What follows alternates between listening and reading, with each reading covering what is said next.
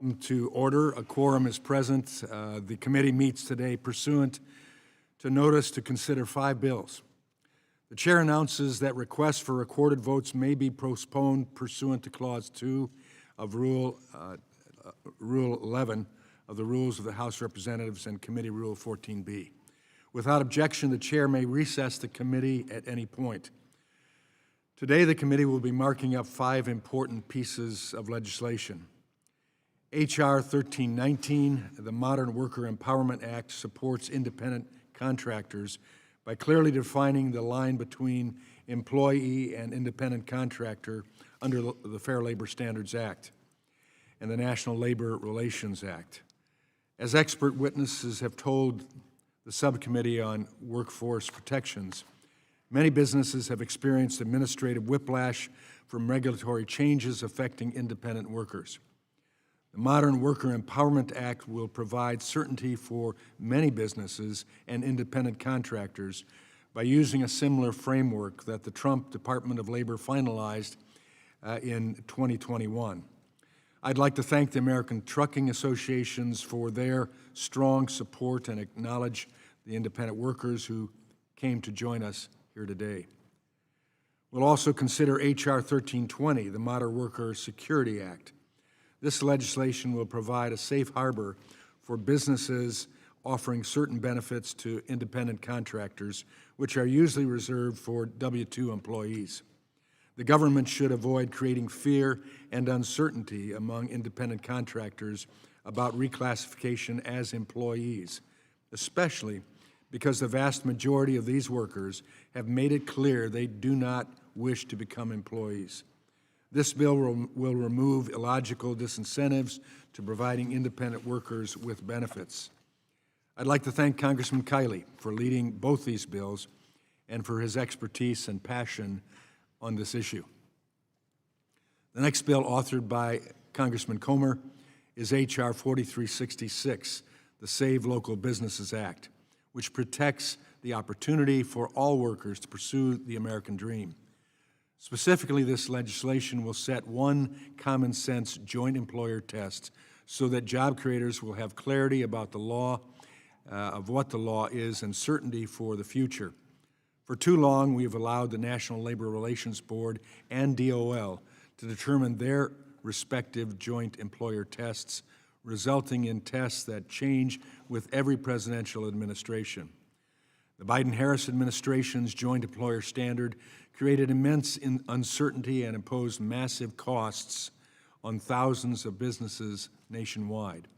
The Save Local Business Act will reverse the damage done by the Biden-Harris administration and allow Americans, especially Americans in the franchise industry, to start and grow their businesses without fear or uncertainty.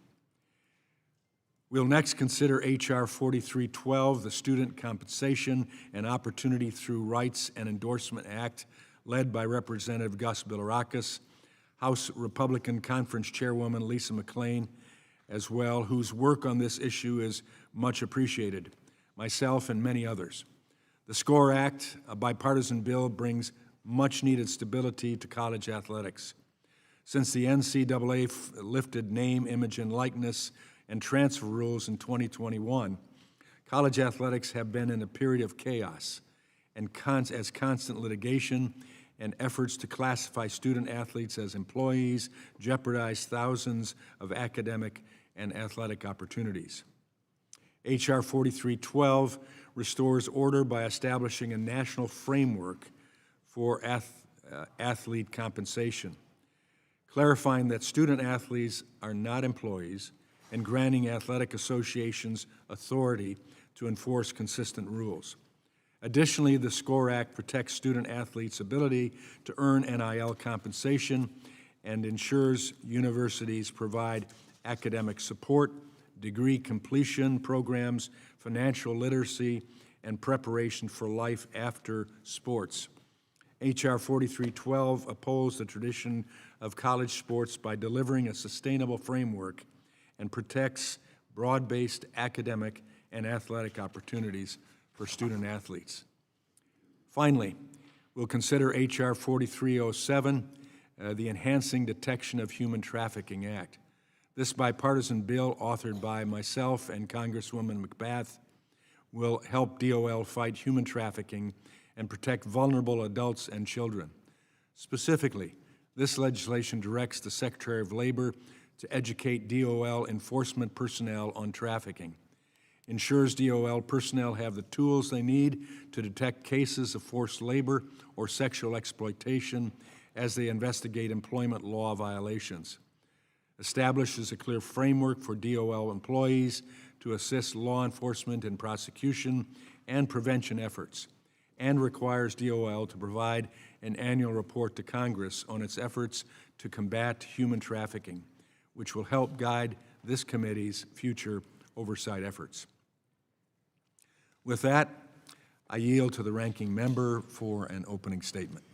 Thank you, Mr. Chairman. Mr. Chairman, today we'll consider 5 bills, 4 of which I'm concerned conflict with the priorities of American workers. Now, after passing the one big ugly law which sacrifices health coverage for over 10 million Americans to pay for tax cuts for the ultra-wealthy, committee Republicans are now seeking to advance a number of bills which will make it harder for Americans to make ends meet and care for themselves and their families. The first 2 bills we'll consider, H.R. 1319 and 1320, will create more loopholes for employers to skirt their responsibility to provide fair play, safe working conditions, and employee benefits. The H.R. 1319, the so-called Modern Worker Empowerment Act, amends the Fair Labor Standards Act and the National Labor Relations Act to establish a single and far too narrow test to determine whether an individual is an independent contractor or an employee. By narrowing the scope of the FLSA and the NLRA, this bill makes it more difficult for workers who have been misclassified as independent contractors to receive overtime pay, fair wages, and other basic rights under the law. I cannot overstate the harm this bill will inflict on workers and communities alike. By codifying the pervasive trend of employers to misclassify their employees as independent contractor, this bill strips workers of their basic wage and hour protections and leaves law-abiding businesses at a competitive disadvantage.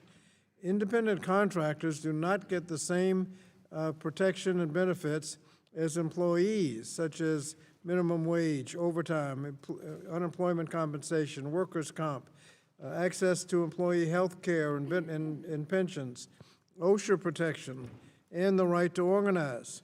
And also, this bill would rob state and local governments of revenue at a time when states must deal with devastating health and food assistance cuts due to the president's one big ugly law. Next, H.R. 1320, the so-called Modern Worker Security Act, fights a problem that doesn't even exist. It purports to allow businesses to offer some compensation other than cash to their independent contractors without transforming their business relationship into an employment arrangement under federal law. The problem with that framing is that there is no such problem. There's no law that prohibits companies from offering so-called portable benefits to independent contractors. There's no reason to believe that these benefits would establish an employee relationship. Meanwhile, this bill actually does nothing to promote the offering of non-cash benefits to contractors. The National Employment Law Project put it best when it said, and I quote, "What this bill does is legitimize a corporate-driven model where savings accounts with meager contributions from corporations are touted as portable benefits. Congress must reject these fake portable benefit proposals and instead bolster our existing insurance-based portable benefit system. Instead of rolling back labor protections and legitimizing a system where app-based workers must settle for paltry savings accounts instead of actual benefits," unquote.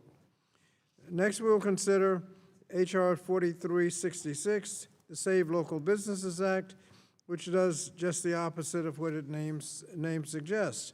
By rewriting the rules on who counts as a joint employer, this bill strips workers of protections they've relied on for decades and leaves small businesses responsible for actions taken by a completely different company. If more than one company controls your job, both should be held accountable when under the joint employer laws. This bill lets the real decision makers off the hook and makes it harder for workers to fight back when they are underpaid, mistreated, or ignored at the bargaining table, and even creates a situation where technically no one could be the employer. Employees may be, for example, able to prove that they were not paid overtime, but none of the employers, not the temp agency nor the business where they actually work, qualifies as the responsible employer. So nobody's on the hook for the fact that the employees were not paid overtime because nobody's an employer. It also continues a troubling trend in a Republican policy of late, making child labor violations easier. Congress intentionally used a broad definition of employment in the Fair Labor Standards Act because it was borrowing language from early state child labor laws. State lawmakers frequently found that businesses would splinter themselves through contracting and subcontracting to benefit from child labor without penalty. A factory owner might lease the factory to an operator who in turn would retain an independent contractor to provide workers. But state courts would hold the owners accountable in such schemes by applying the same broad language the drafters of the FLSA used to define employment. This bill, however, would narrow that definition, turning the clock back to a time when children did not benefit from the broadest possible protection of the law. Next, we'll consider H.R. 4312, the SCORE Act, which seeks to regulate college athletes in the name, image, and likeness marketplace. While we can all agree that Congress needs to step in to protect students from abuse and exploitation, this legislation misses the mark. Instead of holding the revenue-rich NCAA and its Power Four conferences accountable, the SCORE Act provides a series of blank checks and bailouts that will not uplift or protect college athletes. This bill imposes obligations without oversight, fails to include concrete protections, and outright bans college athletes from ever having labor or employment protections. This extreme employment ban will not only open the door for further exploitation of college athletes and protect athletic departments' bottom lines more than the students they serve, it is a broad stripping of athletes' rights, and that should not be the solution.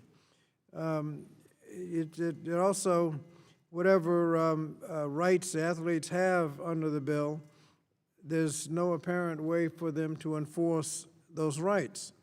However, there is another solution. If institutions don't want college athletes to be employees, they shouldn't treat them like employees. Lastly, we'll consider H.R. 4304, the Enhancing Detection of Human Trafficking Act. This bipartisan bill, led by you, Mr. Chairman, and Representative from Georgia, Ms. McBath, ensures that the Department of Labor continues training staff to spot and report human trafficking. Wage and hour division inspectors, for example, have long been trained to identify red flags of human trafficking, including confiscation of identification, withholding of documents or pay, restriction of movement or communication of employees, and threats. No one should be forced to work under threats, abuse, or coercion, and this proposal will ensure that DOL continues this vital work. I support the proposal and encourage my colleagues to do so as well. However, it is worth noting that this proposal does nothing to protect federal investments in fighting worker exploitation. Given that the administration is currently seeking to cut staff and resources at the very agencies tasked at stopping human trafficking, and has repeatedly made immigration communities less safe in ways that push victims even further into the shadows, much more is needed. And I hope to work with colleagues across the aisle to do more to protect programs that stop human trafficking. For these reasons, Mr. Chairman, I oppose 4 of the bills to be considered today and support one of them and encourage my colleagues to do the same. I yield back. I thank the gentleman. Without objection, all other members who wish to insert written opening statements into the record may do so by submitting them to the committee clerk electronically by the end of the day today. Pursuant to the House rules, a copy of the text to be marked up was made available to members and the public at least 24 hours in advance. The bills being marked up today shall be open to amendment at any point, and the chair will allow members to offer amendments in a manner not prohibited by House or committee rules. Without objection, members who have more than one amendment to the bills and wish to offer their amendments en bloc may do so.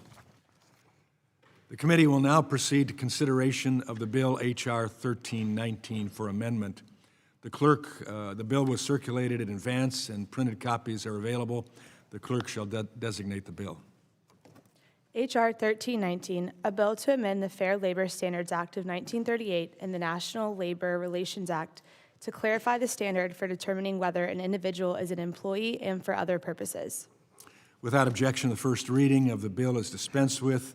Without objection, the bill will be considered as read and open for amendment at any point, and any amendment offered shall be considered as read. For what reason does Representative Kiley seek to be recognized? Mr. Chairman, I have an amendment of the desk. The clerk shall designate the amendment in the nature of a substitute. Amendment in the nature of a substitute to H.R. 1319 offered by Mr. Kiley of California, identifier Kiley_1319ANS. Without objection, the amendment shall be considered original text for purposes of further amendment. The amendment in the nature of a substitute has already been distributed. I now recognize Mr. Kiley for 5 minutes to explain the amendment in the nature of the substitute. Thank you, Mr. Chair. Tens of millions of Americans choose to be independent contractors. They do so because they value the flexibility. They value the ability to choose their own hours and work environment. They choose to be independent contractors for a whole host of reasons. And yet, states like California, principally California, my own state, have enacted harsh anti-worker laws that threaten the livelihood of independent workers, making it, in some cases, nearly impossible to pursue their livelihood by placing severe limits on independent contracting. Indeed, a recent study by the Mercatus Center found in states where these restrictive laws were enacted, traditional employment dropped by 4.7%, self-employment fell by 6.4%, and overall employment dropped by 4.8% when compared to states using a common law standard. Back to my own state, California now has the highest unemployment rate in the entire country. On a federal level, studies estimate a total national cost of $17 billion if just 15% of independent contractors are reclassified, and $57 billion if 50% are reclassified. Despite the clear negative effects these laws have, former acting Labor Secretary Julie Su enacted an independent contractor rule that was a California-style ABC test in disguise. The rule used 6 primary factors for an independent contractor to prove their status, but also included unnamed additional factors that could also be used to deem an independent contractor supposedly misclassified. The patchwork of regulations, court decisions, and state laws and rules have made it difficult for independent contractors to trust that the government won't renew their efforts at what one witness aptly termed freelance busting. The Modern Worker Empowerment Act offers a simple solution. The bill would clearly draw the line between independent contractor and employee, giving workers more predictability and job creators more certainty. It amends both the Fair Labor Standards Act and the National Labor Relations Act to clarify exactly where the line is while protecting the flexibility that independent contractors enjoy. It simply restores the common law, common sense, intuitive standard that creators, independent contractors, businesses across a whole host of industries have relied on throughout our history. This amendment, in the nature of a substitute, makes technical changes to the bill, and I urge my colleagues to support the Modern Worker Empowerment Act. I yield back. Are there any members who wish to be recognized for further discussion?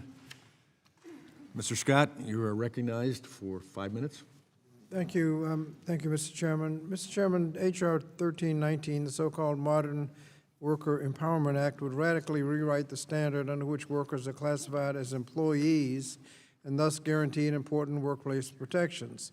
This bill amends the Fair Labor Standards Act and the National Labor Relations Act to create a significantly narrowed employment test that makes it easy for corporations to misclassify workers as independent contractors or independent business owners rather than their employees. when workers are misclassified as independent contractors rather than employees. They're not simply filling out a different tax form.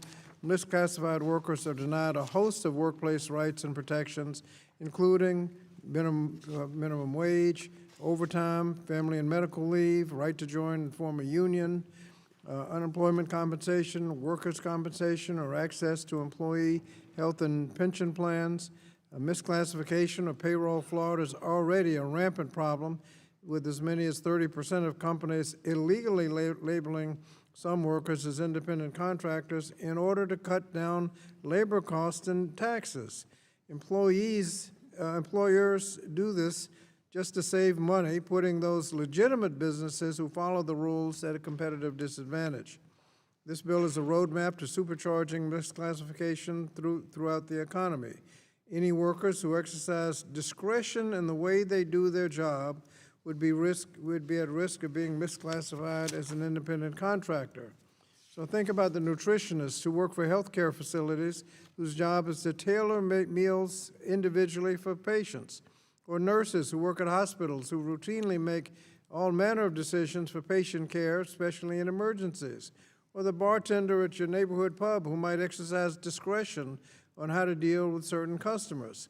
There are many jobs where workers exercise control over the way their work is performed, and where bosses may exercise control over the performance more broadly. And under this bill, it would be easy to kick those workers out of employment and labor protections just by labeling them as independent contractors.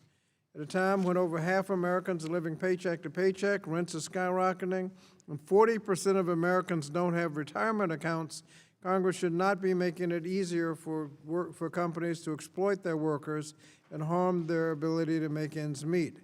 I'm confident that no one has a problem with workers being misclassified as independent contractors if they are truly in business for themselves and can leverage their services to negotiate compensation or the terms of a contract. However, this bill would hurt almost all legitimate independent contractors, like certain truck drivers, by letting companies get away with exerting more control and rules on independent contractors without triggering employment liability. This bill takes us in the wrong direction, which is why I strongly urge my colleagues to vote no on this bill. I yield back. I thank the gentleman. Are there any other members who wish to be recognized for further discussion on the amendment? There being no further discussion on the amendment in the nature of a substitute, the committee will move to consideration of amendments. Are there any members who would like to offer amendments?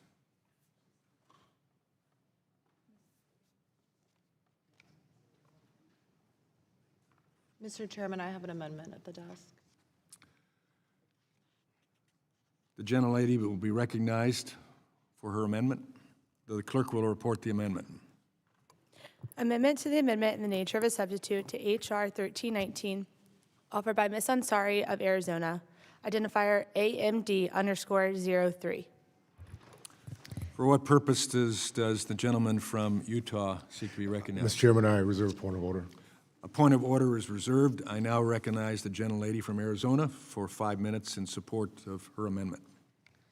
Thank you, Mr. Chairman. I agree with the sponsor of this bill on one thing, that our workforce can benefit enormously from flexibility at work.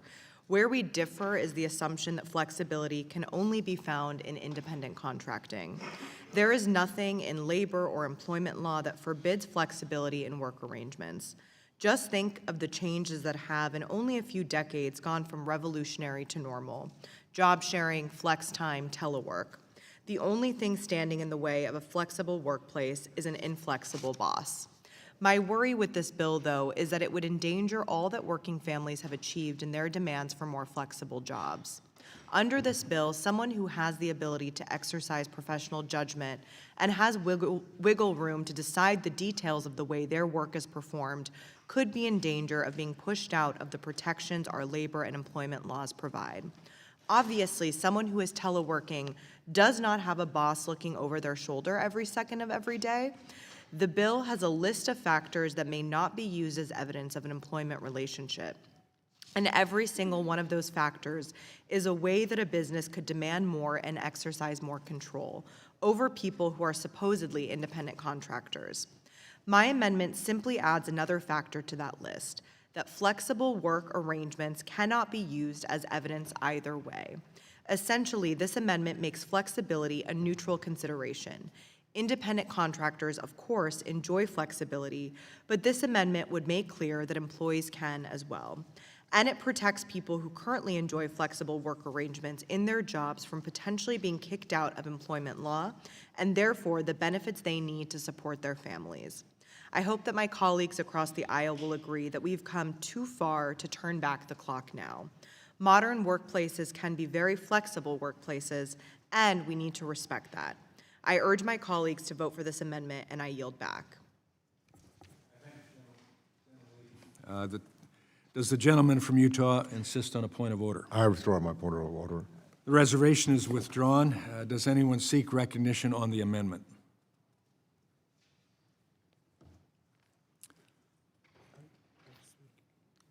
For what purposes does the gentleman, ranking member, seek recognition? I'll move to strike the last word. The gentleman is recognized for 5 minutes. Thank you. Mr. Chairman, I agree with this amendment that says that workers should be able to find flexible work, not just when they take a leap to start their own business, but also through employment. We've seen tremendous innovations in the last few decades in flexible employment arrangements, and the rise of software, phone apps, and algorithms creates all kinds of new opportunities for employers to manage their staffing needs with employees who have flexibility to tailor their schedules to fit their lives. So these same tools can give less scrupulous actors the opportunity to misclassify workers as independent contractors. For example, one expert published research on the rise of app-based platforms that enable nurses to choose a hospital shift here or there, but only if they agree to become independent contractors and not employees. There are also apps that do the same for bartenders, hosts, and fry cooks looking for an occasional restaurant shift. These workers have to give up their rights to fair wages and freedom from discrimination. You can't tell me that a nurse working a shift at a hospital or a fry cook in a restaurant is actually a small business. They are unquestionably still employees. Under the bill, however, the hospitals and restaurants could easily escape accountability by pointing out that these workers chose independent contractor life, thus taking the risk of entrepreneurship, and that they manage their so-called business by controlling the schedule.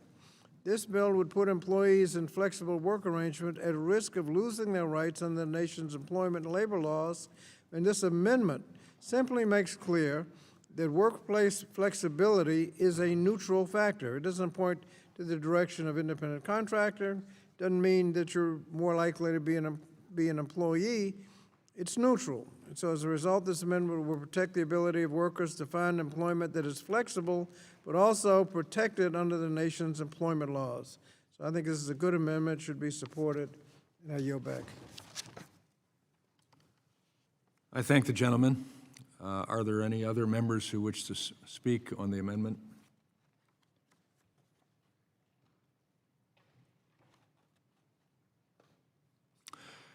Seeing no,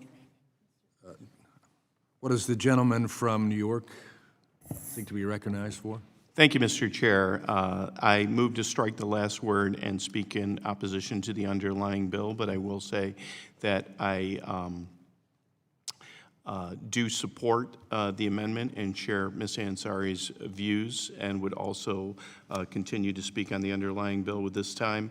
I'm concerned about the impact it would have on working people in our national labor policy.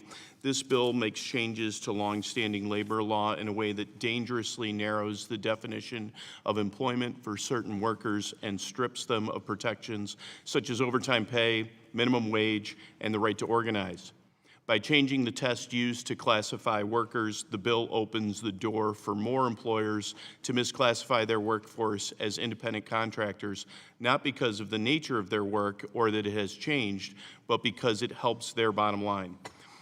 I was a former union president for almost 8 years, and I worked in a setting where individuals were working as independent contractors, but they were denied benefits at times, and their overtime wages never were delivered to them. Their schedules were changed, their salary was reduced, and these were all without due process. Alongside of them were individuals defined as employees, and they had the same credentials and certification as their fellow individuals, but they had the rights and the protections that were necessary and collectively bargained. I acknowledge that there are individuals who prefer the flexibility and autonomy of independent contractor work. There's certainly nothing wrong with that, and I believe that choice should be respected.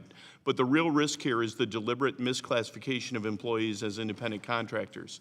This is happening far too often across the country, especially in industries like construction, trucking, janitorial and cleaning services, home care, and others.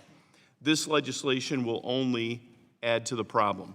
We should remember that the Fair Labor Standards Act was intentionally written with a broad, pro-worker definition of employment that allows for a wide range of factors to be considered by courts and federal agencies.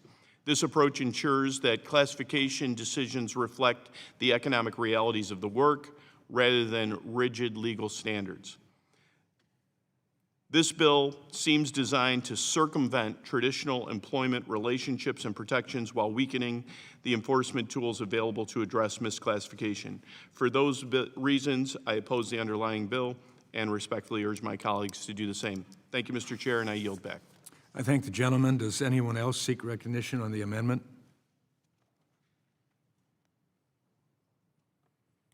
If there's no further debate on the amendment, the question is on the amendment by the gentlelady from Arizona. All in favor, say aye. Aye. All opposed, no. No. In the opinion of the chair, the noes have it, and the amendment is not agreed to. Recorded vote has been requested pursuant to the chair's previous announcement. This vote will be postponed. Are there any further amendments to the amendment in the nature of a substitute to H.R. 1319? For what purpose does the gentlelady from Pennsylvania seek recognition? Mr. Chair, I have an amendment at the desk. The clerk will designate the amendment. Amendment to the amendment in the nature of a substitute to H.R. 1319, offered by Ms. Lee of Pennsylvania, identifier AMD_04. Does the gentleman from Utah seek to? Mr. Chairman, I reserve point of order. A point of order is reserved. I now recognize the gentlelady from Pennsylvania for 5 minutes in support of her amendment. Thank you, Mr. Chair. It's a shame to call this bill the Modern Worker Empowerment Act when it takes away workers' power to rely on the protections of our labor and employment laws by forcing far too many employees to be misclassified as independent contractors rather than employees. But if we truly want to empower workers, we can start by giving them the power to contest their status in a fair forum. Too many workers lack this power due to forced arbitration. I am offering this amendment to ensure that any workers subject to this terrible bill aren't forced to suffer the secondary indignity of forced arbitration. Forced arbitration is when employers force their employees to go to a mediation in a forum the employer chooses before they can file a case in a court to adjudicate their issue. Most employees who are subject to forced arbitration have no idea this clause exists in their employment contract until their employer has wronged them or they're forced to pay mounted upfront fees and prolong the time it'll take for them to seek justice. What's more, studies show that forced arbitration heavily tilts the case outcomes in favor of the boss. For low-wage workers without a union, arbitration is often a death sentence to their efforts to right a wrong committed by their employer. So in a bill that is likely to misclassify many of these workers, let's ensure that they, at the very least, give these workers access to a fair trial in a court of law to challenge whether they are truly working as contractors or if they are actually employees. So I urge my colleagues to support my amendment. Thank you, and I yield back. Thank the gentlelady. Does the gentleman from Utah insist on his point of order? Yes, I withdraw my point of order. The reservation is withdrawn. Does anyone else seek recognition on this amendment? For what purpose does the gentlelady from Oregon seek recognition? I seek recognition to speak in favor of the amendment. The gentlelady is recognized for 5 minutes. Thank you, Mr. Chairman. I'm speaking in support of Representative Lee's amendment today. Arbitration is an alternative to resolving disputes in the court system, and it makes sense when the parties entering into an arbitration agreement have equal bargaining power. That is not the case in an employer-employee relationship typically, and so this amendment I strongly support because it gives workers the rights to have a dispute resolved in a court of law rather than in a forced arbitration. So I just want to support the amendment and encourage my colleagues to do the same, and I yield back. I thank the gentlelady. Are there any others seeking recognition on this amendment?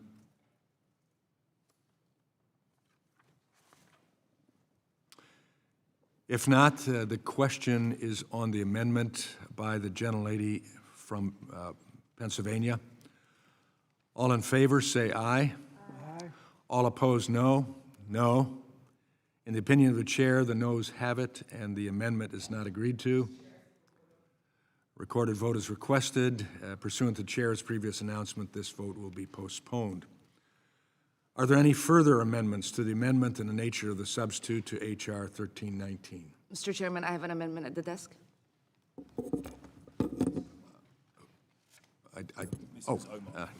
Ms. Omar, I was just looking around to see where the voice was coming from. So you're It's early in the morning. I'm not usually this quiet. You're recognized for 5 minutes on your amendment. Thank you, Mr. Chairman. H.R. 1319 is a deeply flawed and harmful bill that could strip millions of workers of basic rights and labor protection. The bill essentially states that if a worker is not under a significant control or has entrepreneurial discretion, then they can be classified as an independent contractor. But what does that actually mean? Does a truck driver who just picks a route now qualify as an independent contractor? What about a nutritionist who tailors a diet program? Or a nurse who exercises professional judgment when treating patients or creating their care plan? Under this bill, if you are using everyday discretion and judgment in how you do your job, it could mean that you are no longer considered an employee. That's absurd. My amendment fixes the bill's vague and sweeping language by clarifying that you cannot classify someone as an independent contractor just because they use the kind of routine discretion that nearly every worker does. As written, this bill would give dishonest employers a clear pathway to misclassify workers and avoid labor laws and tax obligations. But this discretion language is not the only poorly drafted or irresponsible section of H.R. 1319. The entire bill is riddled with ambiguous, corporate-friendly language that defies legal precedent and economic realities. It could forcefully convert nurses, bartenders, or delivery drivers into independent contractors with no employment rights. And at its core, this bill will cost millions of Americans, especially low-wage and gig workers, their right to fair pay, overtime, and basic workplace protection. I urge you to support this common sense amendment and to reject this reckless bill. I yield back. I thank the gentlelady. Does any member wish to speak on the amendment?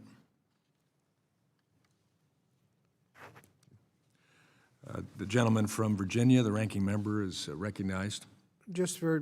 Thank you. Just very briefly, Mr. Chairman, this amendment respects the fact that many employees have jobs that require use of discretion as an ordinary and customary part of the job.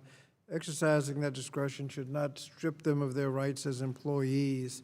And for those reasons and the reasons already expressed, I support this amendment and urge others to do the same. I thank the gentleman. Does anyone else wish to speak on the amendment?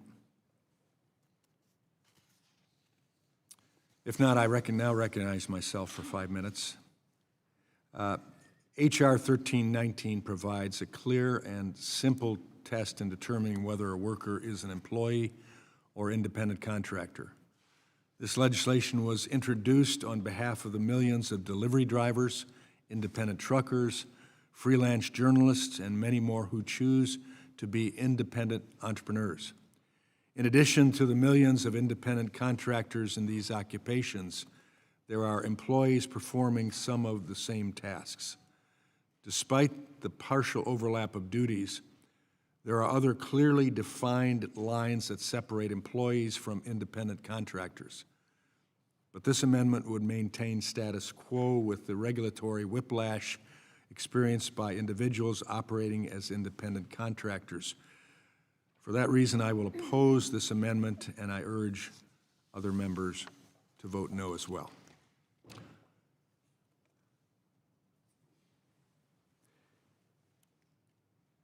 Being that there's no further debate on the amendment, the question is on the amendment by the gentlelady from Minnesota.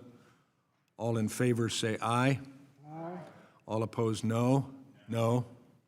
In the opinion of the chair, the noes have it, and the amendment is not agreed to. This gentlelady want to vote. I ask for a recorded vote. A recorded vote is ordered. Pursuant to the chair's previous announcement, the vote will be postponed. Are there any further amendments to the amendment in the nature of substitute? I recognize the gentlelady from Oregon. Thank you, Mr. Chairman. I have an amendment at the desk. It is Bonamici AMD 01. The clerk will report the amendment. Amendment to the amendment in the nature of a substitute to H.R. 1319, offered by Ms. Bonamici of Oregon, identifier AMD_01. Does the gentleman from Utah insist on a point of I order? reserve point of order. Point of order is reserved. I now recognize the gentlelady from Oregon for 5 minutes in support of her amendment. Thank you very much, Mr. Chairman. H.R. 1319 seeks to change the definition of employment in the Fair Labor Standards Act. This changes who benefits from the minimum wage, who gets to earn overtime pay, and who is protected during break time to pump breast milk. But it also changes the rules around child labor.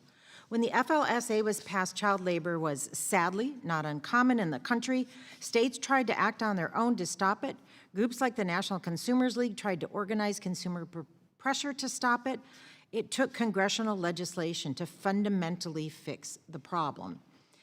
Unfortunately, things have taken an ugly turn in recent years, starting in the first Trump administration and continuing into the early years of the Biden administration.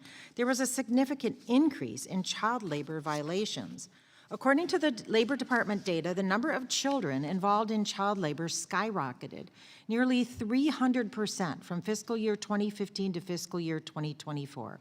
And these are just the cases that have been detected. We read multiple news investigations of companies illegally employing children in dangerous jobs, story after story of young children working overnight shifts in meatpacking plants, getting burned while handling dangerous chemicals, becoming seriously disabled after falling from roofs that they never should have been on in the first place. And even worse, some states are turning their backs on child labor, weakening or repealing their child labor laws. That's going to put more pressure on the Department of Labor to protect children. But it's coming at a time when the Trump administration is trying to slash the department's budget. Florida Governor Ron DeSantis reportedly suggested that they should increase the number of hours kids can work because they'll need somebody to pick up the slack when immigrant workers are kicked out of the country. The Trump administration's nominee to become the Labor Department's chief lawyer has even recommended that federal rules should be weakened, even when doing jobs that are highly hazardous. But that's not the end of it. We heard Secretary Chavez DeRemer testify here that she wanted to, quote, double down on child labor violations. That's good, but then she turned around and sent OMB a draft rule that's going to change child labor rules. In light of where we've been going, I don't think it's going to be a surprise to anyone if that final rule, when it sees the light of day, turns out to be right in line with the Project 2025 plan. So my amendment draws a line. This bill is unmistakably about weakening workers' rights under the FLSA and the NLRA. And this amendment will at least draw a line and keep the rollback of employment law from rolling over kids. It says simply that the new narrow test for who is an employee does not apply to kids. Our bedrock child labor law should remain as strong as the day it was passed in 1938. So I urge my colleagues to vote for this common sense amendment to protect our nation's children, and I yield back. Thank the gentlelady. Does the gentleman from Utah? I withdraw my point of order. Point of order is withdrawn. Does anyone else seek recognition on the amendment?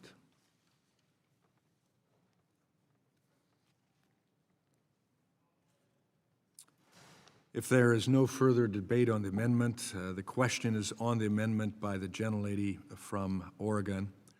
All in favor, say aye. Aye. All opposed, no. No. In the opinion of the chair, the noes have it, and the amendment is not agreed to. Mr. Chairman, I request a recorded vote. A roll call vote is ordered. Pursuant to the chair's previous announcement, this vote will be postponed. Are there any further amendments to the amendment in the nature of the substitute? For what purposes did the ranking member, the gentleman from Virginia, seek to be recognized? Mr. Chairman, I have a unanimous consent request. Ask unanimous consent that 3 letters be entered into the record in opposition to the bill, one from the Mechanical Contractors Association of America, one from the AFL-CIO, and the other from the Association of Union Constructors. Without objection, they will be entered. Hearing none, so done. Are there any other amendments to be offered?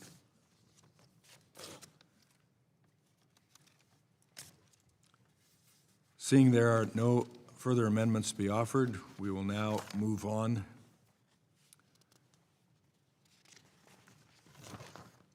to H.R. 1320 and open that for consideration. Will the clerk designate the bill? H.R. 1320, a bill to ensure that the provision of portable benefits to an individual is not considered in determining whether such individual is an employee of a person. Without objection, the first reading of the bill is dispensed with. Without objection, the bill will be considered as read and open for amendment at any point, and any amendment offered shall be considered as read. Does anyone seek to be recognized? Representative Kiley, for what purpose do you seek recognition? Mr. Chairman, I have an amendment at the desk. The clerk shall designate the amendment in the nature of a substitute. Amendment in the nature of a substitute to H.R. 1320, offered by Mr. Kiley of California, identifier Kiley_1320 ANS. Without objection, the amendment shall be considered original text for the purposes of further amendment. The amendment in the nature of a substitute has already been distributed. I now recognize Mr. Kiley for 5 minutes to explain the amendment in the nature of a substitute. Mr. Kiley. Thank you, Mr. Chair. Today I'm presenting a very important piece of legislation, the Modern Worker Security Act, which really goes alongside the Modern Worker Empowerment Act that we just considered. With the rise of service apps and all manner of other forms of self-employment, the number of independent contractors is at an all-time high, and the law really needs to evolve to address these workers' unique needs. While independent contractors might, in some cases, have access to traditional W-2 employee-style benefits separately through another job, through a spouse, many currently cannot access benefits as an independent contractor, and if they do, they, in some cases, actually risk being reclassified as a result, which might even make it no longer viable to pursue their line of work. The Fair Labor Standards Act was originally written for a 1930s workforce that didn't envision the idea that over 70 million Americans would choose to operate independently, or that ride-sharing and food delivery apps would even exist. There needs to be a solution for these workers. And the idea that we're simply going to convert them all into employees, and all 70 million are going to lose their freedom to choose the time and place of their work, and they're all going to have to fit into a pre-assigned shift, that just doesn't work given the nature of our modern economy. The Modern Worker Security Act is a common sense first step to allow independent contractors to access benefits that they can take with them as they pursue different types of work. It provides specifically a safe harbor for those who wish to offer or receive these kind of benefits. So a business will no longer have to worry about the government reclassifying its independent contractors as employees simply because they were provided paid time off or a portable benefits account that they can take with them from each type of work that they do. So this is really important, and I think addresses some of the issues that were just brought up with respect to the last bill that we considered. And when you talk to different types of hiring entities that work with independent contractors, there are a lot who say we would love to be able to extend these type of retirement benefits or health care benefits or other kind of benefits to those who work as independent contractors. But if they fear that if they do, that will be used against them in some type of proceeding. It's kind of like no good deed goes unpunished. So this safe harbor is crucially important to enabling these benefits to actually be provided to these workers and so that they have that measure of security. So there are around 15 states that have enacted some form of a benefits program and announced a public-private partnership or debated a proposal in the legislature. And I hope we can build on that momentum with this important bill. The amendment in the nature of a substitute makes technical changes to the bill, and I urge the committee to pass the Modern Worker Security Act. I yield back. I thank the gentleman. Are there any members who wish to be recognized for further discussion on the amendment and the nature of a substitute? For what purposes does the ranking member, the gentleman from Virginia, seek to be recognized? Mr. Chairman, I move to strike the last word. The gentleman is recognized for 5 minutes. Mr. Chairman, this bill is a curious exercise in solving a problem that does not exist. What the bill claims to do is allow businesses to compensate their independent contractors, not just in cash, but also in the form of some sorts of benefits that they routinely offer to employees. Now, there's no law I'm aware of that prohibits businesses from providing compensation other than to other businesses through a means other than cash if the parties agree to it. The problem is supposedly that offering non-cash compensation will transfer a business relationship into an employment relationship. But the form in which compensation is provided is not mentioned in the multi-factor test used under the Fair Labor Standards Act or the common law control test used in other laws. IRS uses a multi-factor test, and the provision of non-cash benefits such as health and retirement does get a mention in that test, but no single factor determines the result of the test, so that any true arm's-length contracting relationship still should survive the overall test. But what kinds of benefits are being protected? The bill defines portable benefit so broadly that a business could do what one business recently did, namely pay some extra cash into a basic savings account and call that, quote, a portable benefit. That is not prohibited now and does not make an independent contractor an employee. So I urge my colleagues to vote no on this amendment and instead focus with working with congressional Democrats to actually strengthen workers' rights and benefits rather than this, which doesn't appear to do much at all. I yield back. I thank the gentleman. Are there any other members who wish to speak on this amendment in the nature of a substitute? There being no further discussion on the amendment in the nature of a substitute, the committee will move to consideration of amendments. Are there any members who would like to offer amendments? There being no amendments, the question now occurs on the amendment in the nature of a substitute, H.R. 1320. All in favor say aye. Aye. All opposed, no. No. In the opinion of the chair, the ayes have it, and the amendment in the nature of the substitute is agreed to.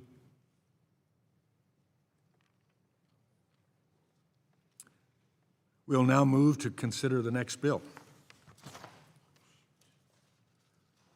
For what purpose does the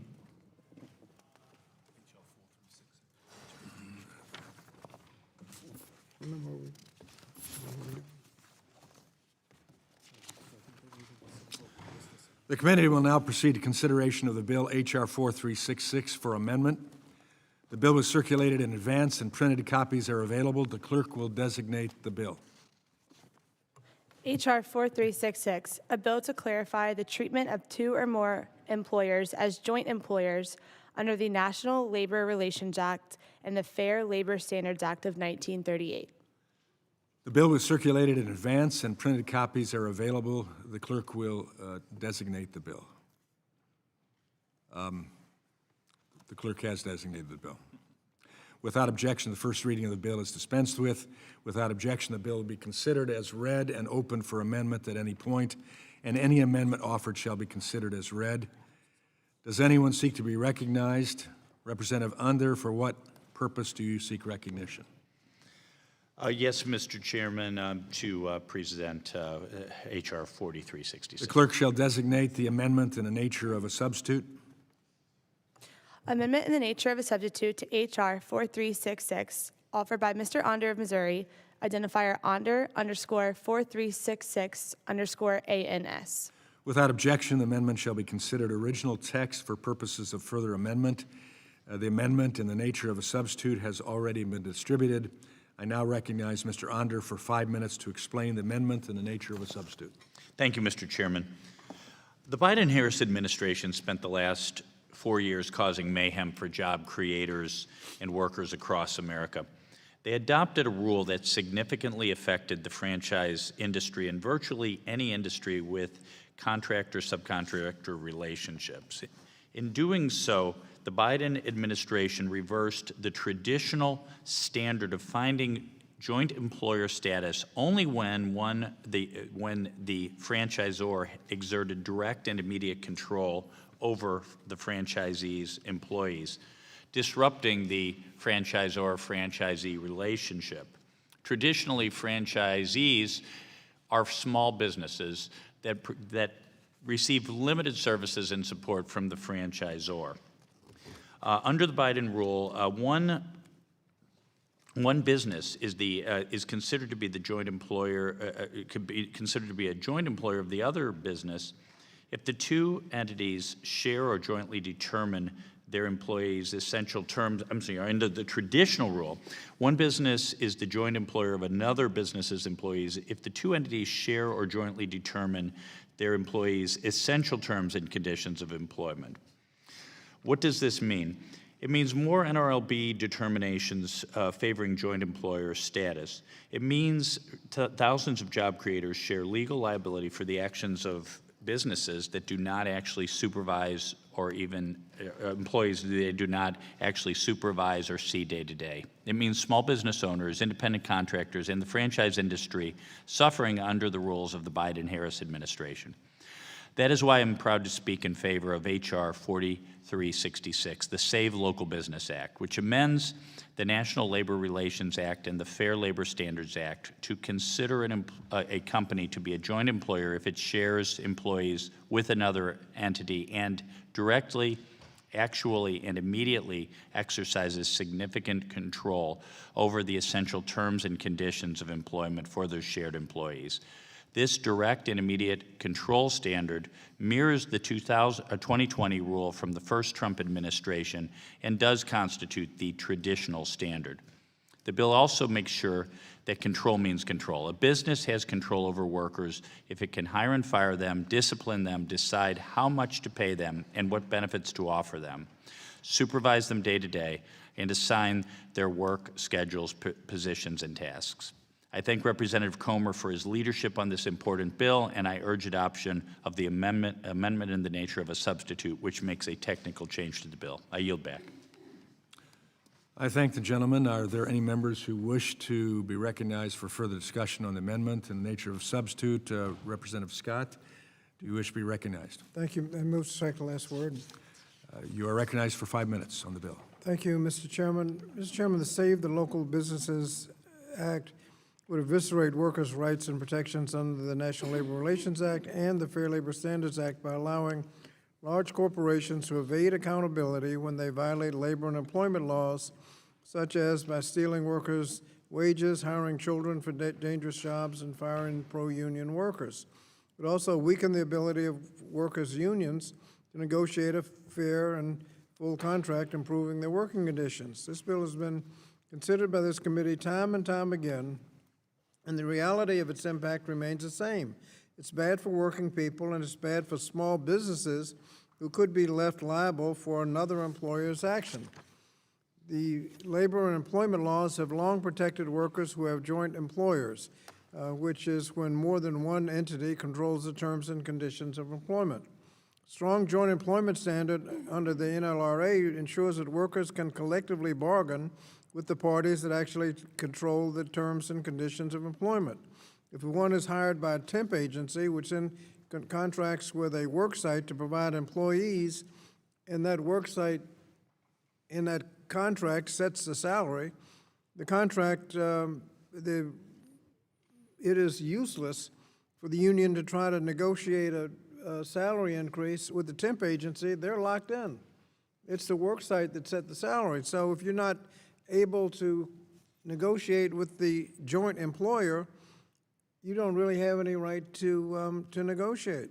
The pro-worker joint employment standard under the FLSA ensures that appropriate companies can be held accountable for violations pertaining to everything from wage theft to equal pay to oppressive child labor.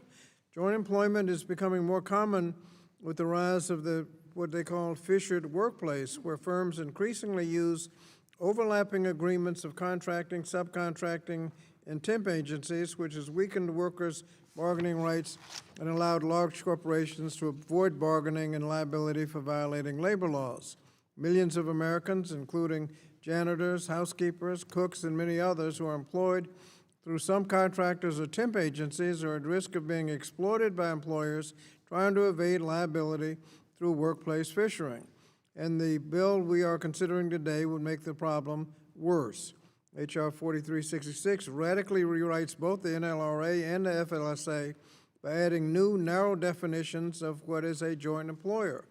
Under the legislation, a person may be a joint employer only if they directly and actually and immediately exercise significant control over specific terms of employment, including hiring, firing, and determining rates of pay and benefits, day-to-day supervision, assigning work schedules, positions and tasks, and administering discipline. If an entity controls all of these terms except one, then they may not be a joint employer under the definition.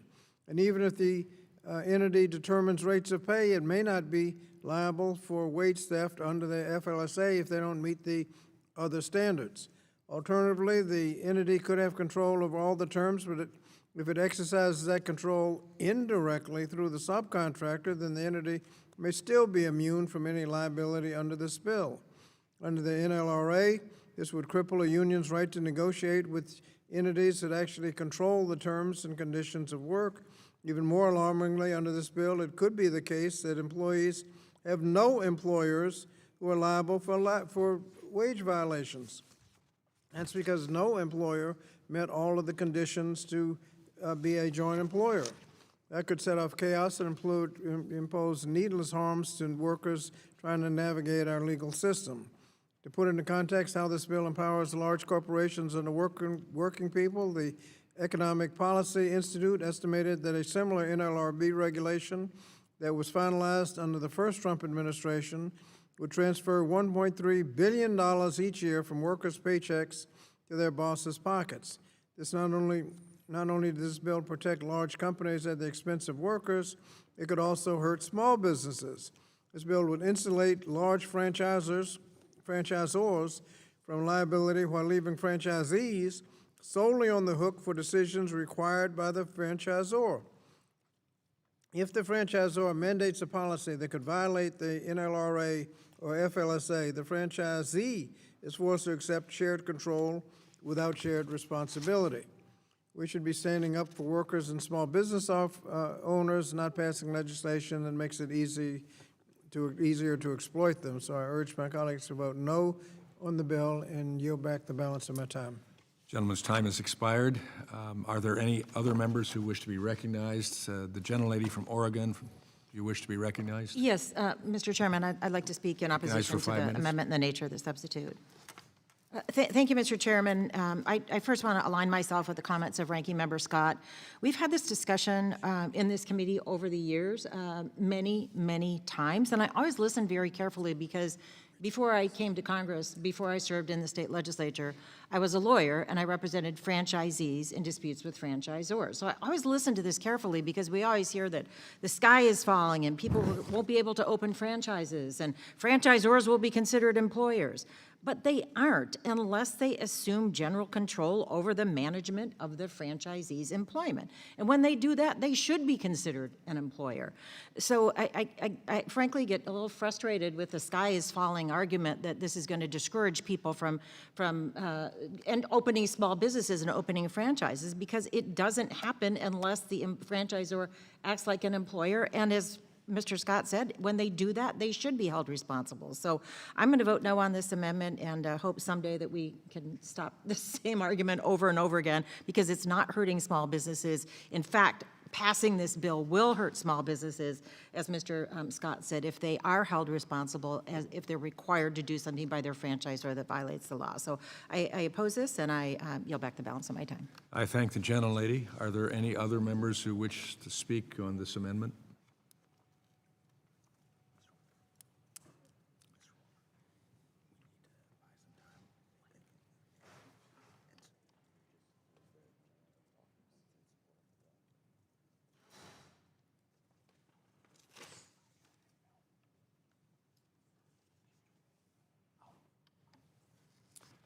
I recognize myself to speak on this bill. The bill's definition of joint employment, I believe, provides a clear, specific, common-sense standard that will reverse the damage done to businesses by the Obama and Biden administrations. H.R. 4366,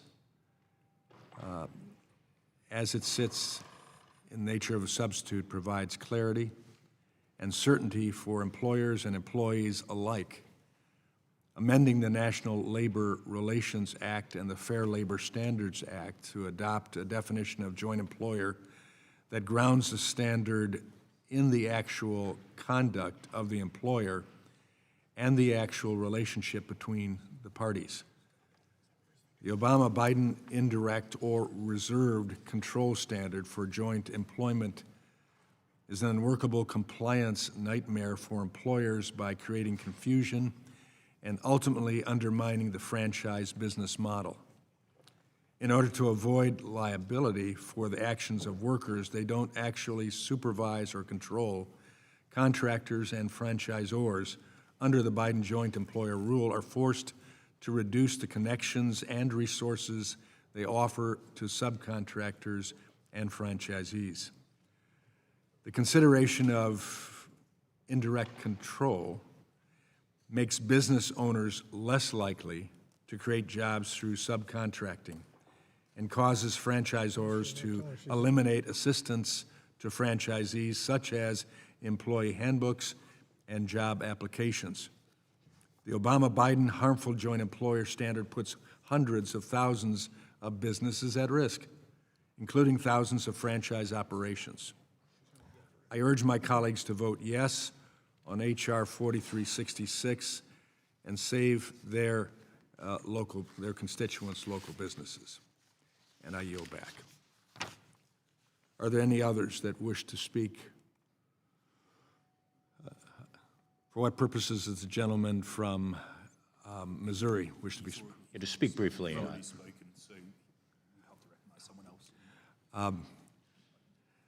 I recognize the gentleman from Washington. Thank you, Mr. Chair, and I'd like to yield my time to Congressman Under. Thank you for yielding time.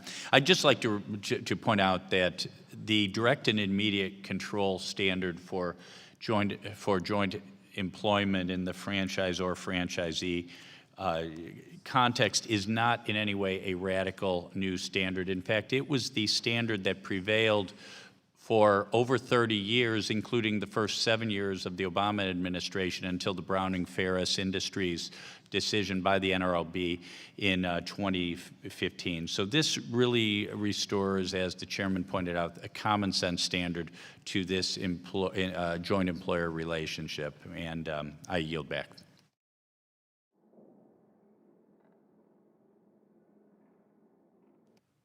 I thank the gentleman. Are there any others who wish to speak on the bill in nature of a substitute? There being no further discussion, amendments are in order. Are there any who wish to offer an amendment? Yes, Mr. Chairman. I recognize the gentlelady from North Carolina. Thank you, Mr. Chairman. I have an amendment at the desk, 529. The clerk will designate the amendment. Amendment to the amendment in the nature of a substitute to H.R. 4366, offered by Ms. Adams of North Carolina, identifier Adam NC _529. From Utah, wish I to... I reserve a point of order. Point of order is reserved.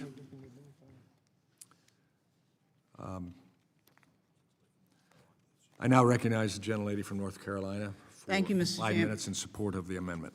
Thank you, Mr. Chairman. Mr. Chairman, could the clerk read the amendment? Because I have a different designation than the one I'm looking at. I think it's short. The clerk will designate the amendment again. Amendment to the amendment in the nature of a substitute to H.R. 4366, offered by Ms. Adams of North Carolina, identifier Adam NC _529. Could you read the amendment? Yes. Page 2, line 16, insert after the first period the following. In the case of a violation of Section 12 relating to child labor, this paragraph shall not apply. Thank you. I now recognize the gentlelady from North Carolina for 5 minutes in support of her amendment. Thank you, Mr. Chairman.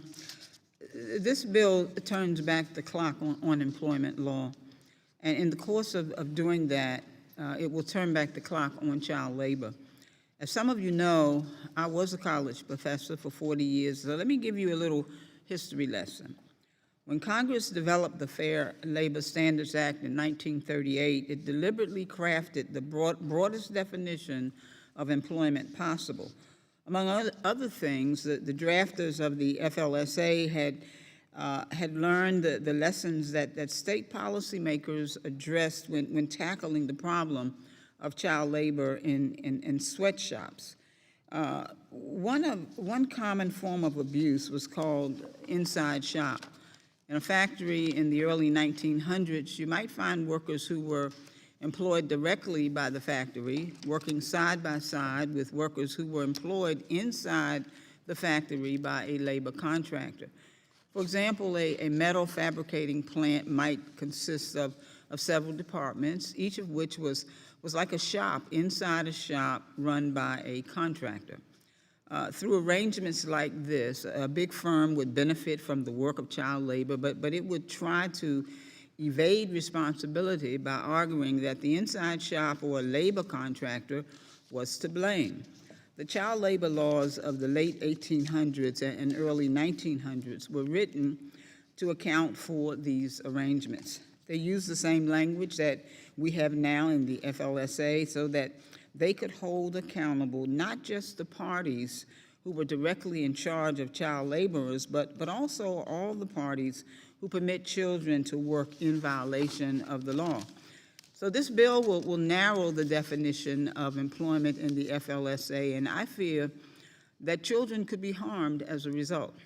No business should benefit from illegal child labor, period. But everywhere we turn today, Republican policymakers seem eager to turn back the clock on child labor. A dozen states have eliminated or weakened their child labor rules in recent years. The Project 2025 roadmap for the Trump administration calls for doing the same thing with federal child labor rules, including the rules that prohibit children from working in hazardous jobs. In fact, the author of that recommendation has been nominated to serve as a senior Labor Department official. And right now, sitting in the White House regulatory office is a draft rulemaking that will change federal child labor rules. And I can't help but see a pattern. House Republicans seem hell-bent on destroying the Department of Education and promoting private school vouchers to subsidize education for the wealthy. And at the same time, bills like these seek to roll back the clock on child labor. My colleagues on the other side of the aisle, whether they admit it or not, are pursuing a legislative agenda that will create a two-tiered childhood, a childhood where the wealthy enjoy well-equipped publicly subsidized private schools, while poor children are pushed into dangerous jobs. And so my amendment will ensure that the changes in this bill would not only apply to child labor cases. I urge members to vote for this amendment, and Mr. Chairman, I yield back. I thank the gentlelady. Does the gentleman from Utah insist on a point of order? Point of order is withdrawn. Does anyone else seek recognition on the amendment? Representative Scott, do you seek recognition? Thank you, Mr. Chairman. I move to strike the last You're word. recognized for 5 minutes. Mr. Chairman, this amendment reflects our view that it is important that we prevent this bill from rolling back our child labor laws. Changing the definition of employer in the Fair Labor Standards Act changes who is responsible for providing minimum wage and overtime pay, but it also changes the rules around child labor and who is responsible for child labor law violations. Congress knew how important it was to ensure the broadest possible liability for child labor. So according to the framers of the FLSA, the definition was said to include those who, quote, suffer or permit a person to work. Suffer and permit extends accountability to those who are in a position to know whether work is happening and choose to allow it to happen. This language means that if you're a factory owner and a labor contractor who provides workers, including child labor, then the factory owner who benefited from the illegal work of children is on the hook, just the same as the contractor who actually directly controlled the work. It appears that the Trump administration is poised to issue new rules to weaken our child labor laws, but we have to hold the line to ensure that the law is not weakened. So I urge my colleagues to support the amendment and yield back the balance of my time. I thank the gentleman. Does anyone else seek recognition on the amendment? The gentlelady from Georgia is not recognized.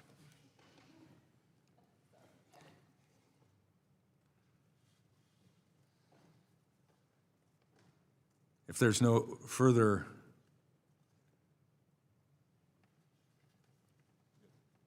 individuals seeking to be recognized on the amendment, we now move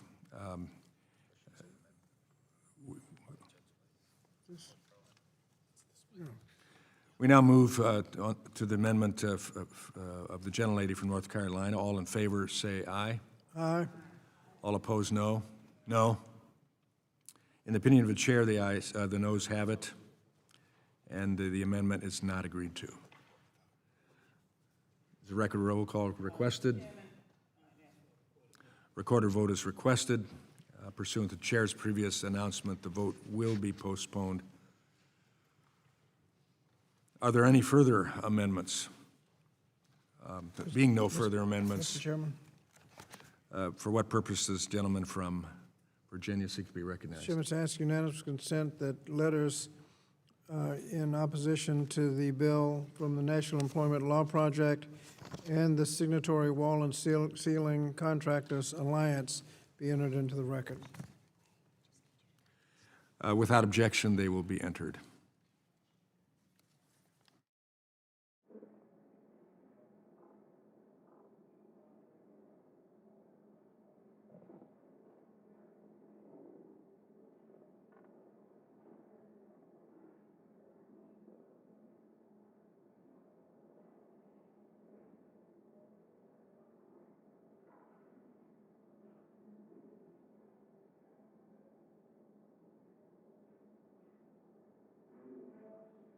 The committee will now proceed to consideration of the bill H.R. 4312 for amendment.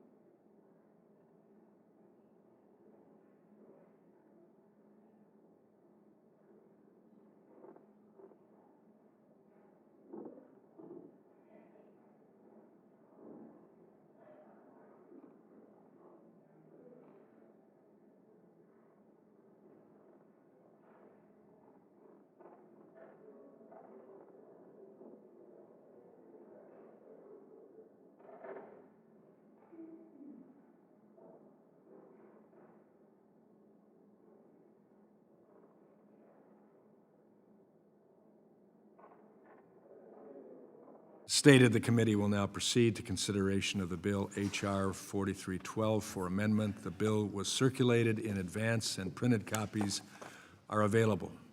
The clerk shall designate the bill. H.R. 4312, a bill to protect the name, image, and likeness rights of student athletes and to promote fair competition with respect to intercollegiate athletics and for other purposes. Without objection, the first reading of the bill is dispensed with. Without objection, the bill will be considered as read and open for amendment at any point, and any amendment offered shall be considered as read. Does anyone seek to be recognized? Chairwoman McLean, for what purpose do you seek recognition? Mr. Chairman, I have amendment at the desk, amendment HR 312A-N-01. The clerk shall designate the amendment in the nature of a substitute.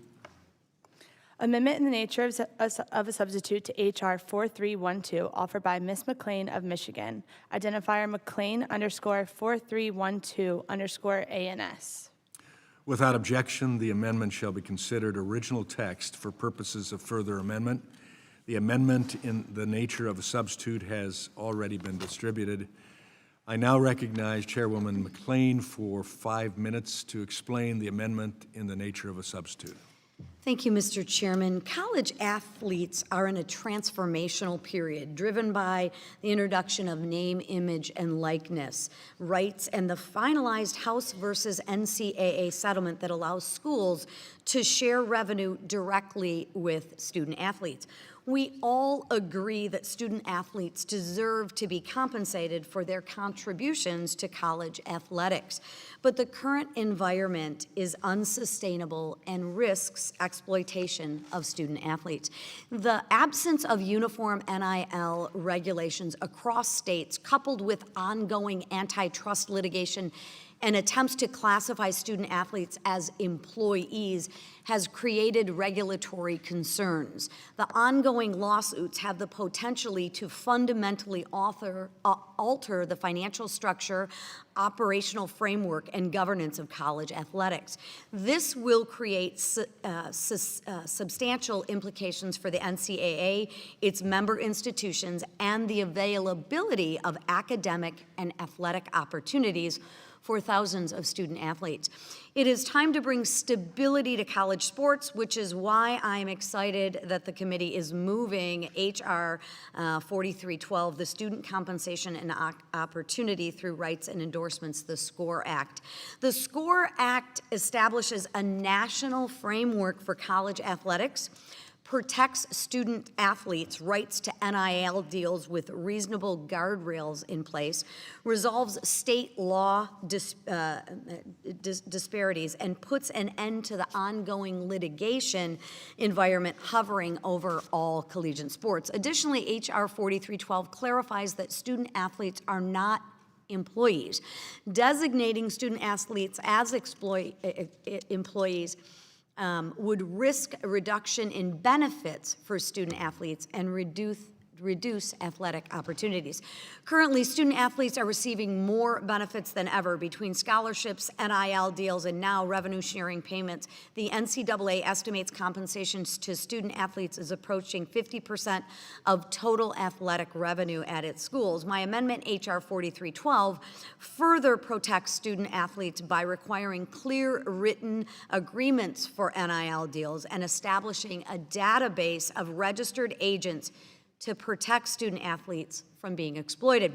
Additionally, my amendment adds a requirement that any school accepting student athletes from the transfer portal must provide written disclosure of accepted academic credits before the student athlete transferred. My amendment increases protections for smaller institutions by ensuring that all college sports governing entities establish advisory councils composed of every conference member, and that those governing entities include students, particularly those from smaller institutions on decision-making bodies. Lastly, this amendment strengthens compliance with the Act through stronger enforcement mechanisms, including tying institutional requirements to federal student aid funding under the Higher Education Act and authorizing state attorney generals to address NIL violation.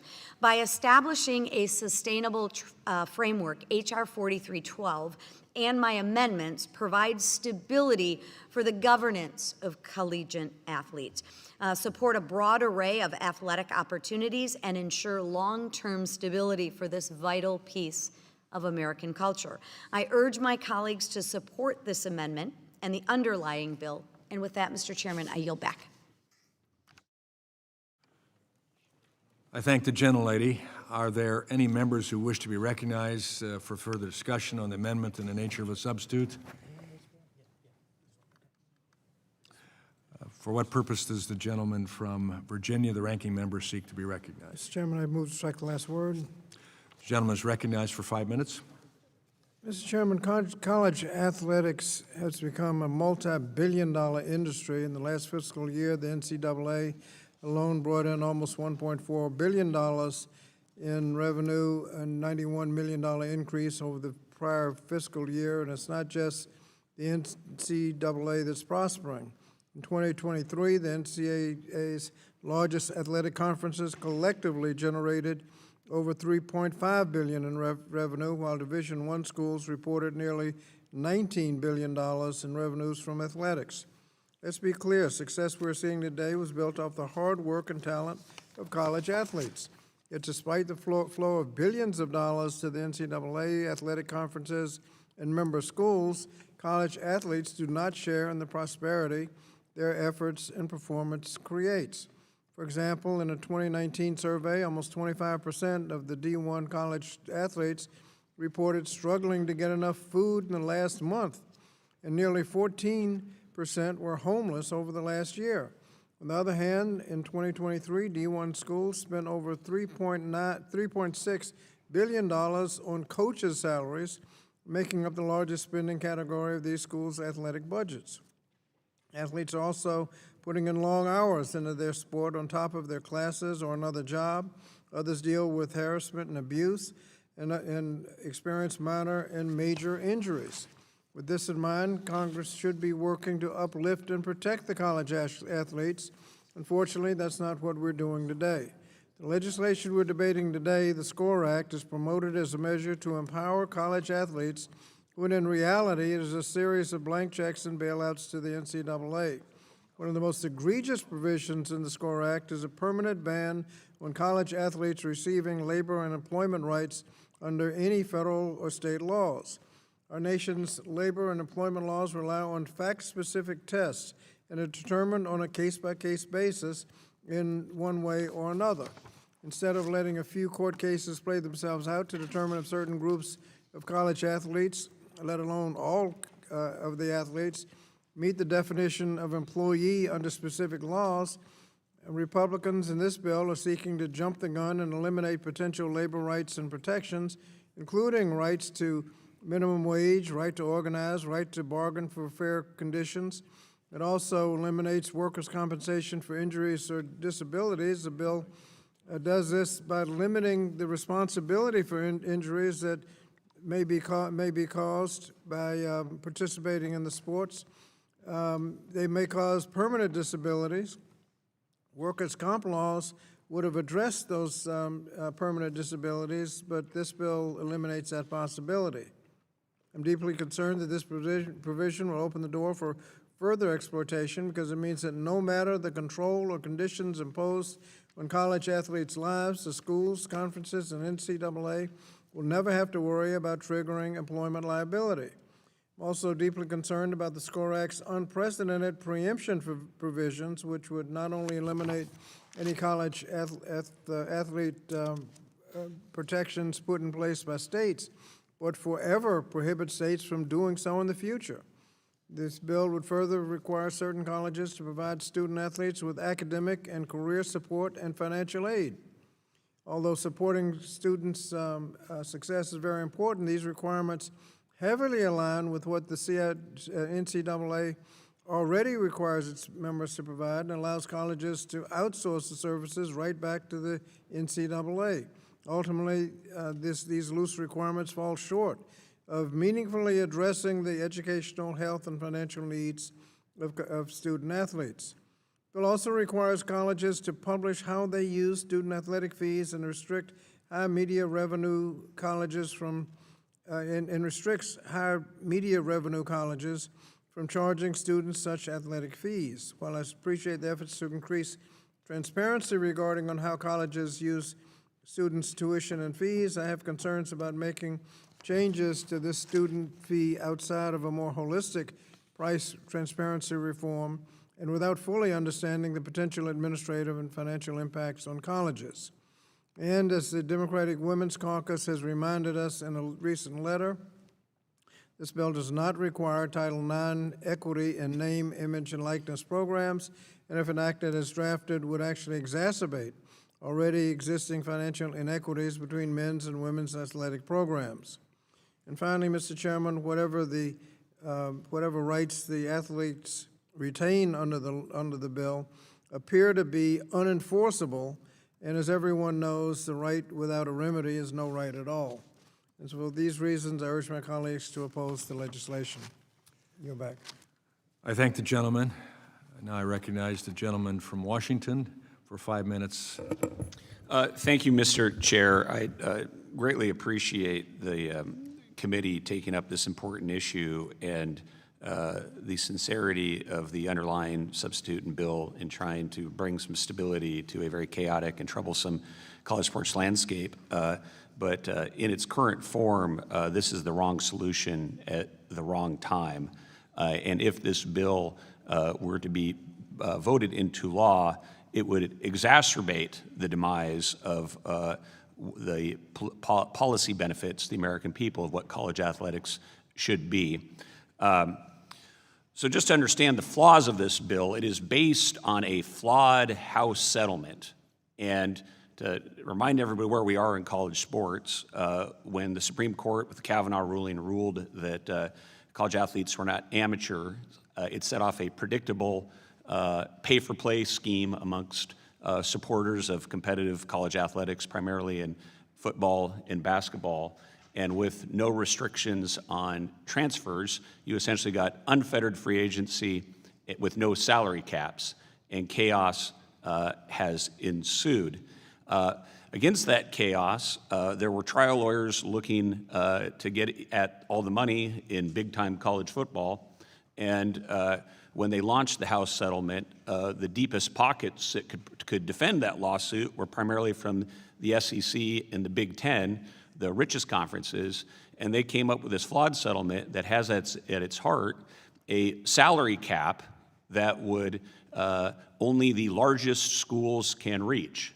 And what will be the impacts of that salary cap that only a few schools can reach is that our schools are seeking to be competitive in football or keep up in football and basketball. They will throw to the side Olympic sports, either in style or, more importantly, in substance and what happens underneath. This bill also does not specifically address Title IX. The workaround to Title IX is to determine that the value of college athletics is related to TV market share. And that is not something that Congress should be ratifying. What Congress should be doing is recognizing that the entities involved in college sports are not capable of governing themselves. The NCAA has become a feckless, powerless institution. The schools are very controlled by their richest donors, and the states seek, through their legislatures, to pass laws to benefit their schools. And driving the bus now, more than anyone, are the commissioners of the SEC and the Big Ten and TV executives at ESPN and Fox Sports. College athletics is extremely important to our nation's higher educational landscape. It has impacts on student athletes, has economic impacts on communities. If you look at the demographic cliff of what's going into colleges, some schools very much need just athletic opportunities to attract and recruit students. And if you look at a time when there is more money than there has ever been in college athletics, and yet there are less opportunities for the high school graduates, the sons and daughters of America, to compete in sports, you say this situation is really broken. So there should be a better solution.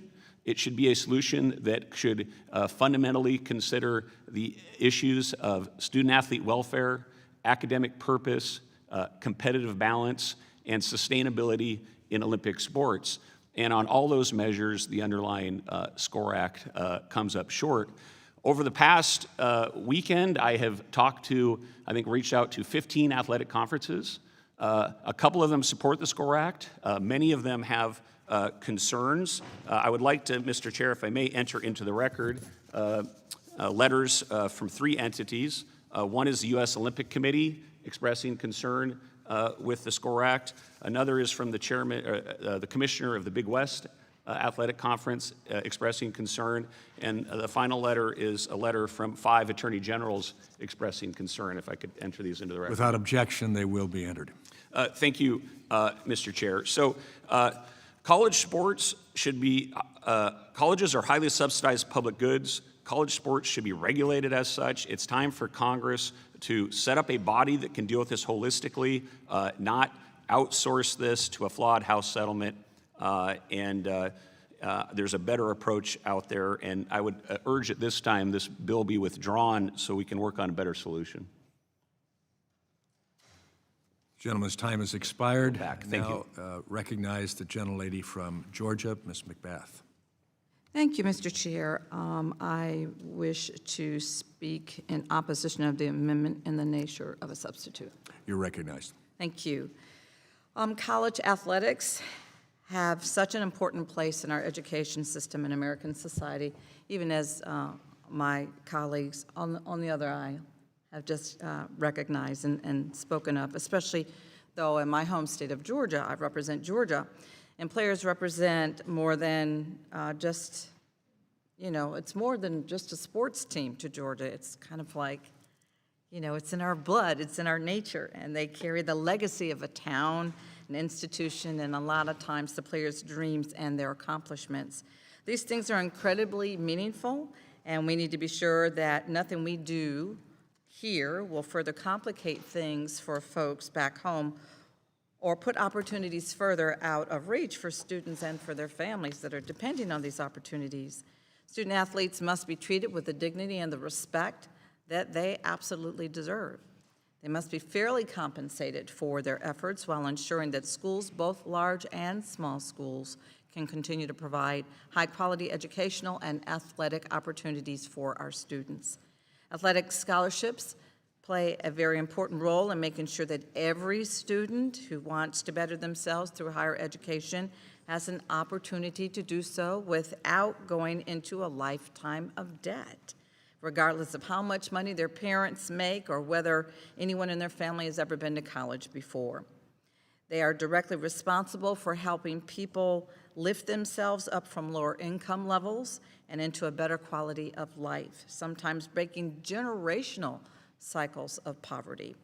While most student athletes will not go on to play a professional game as a career, they will all the more likely still graduate.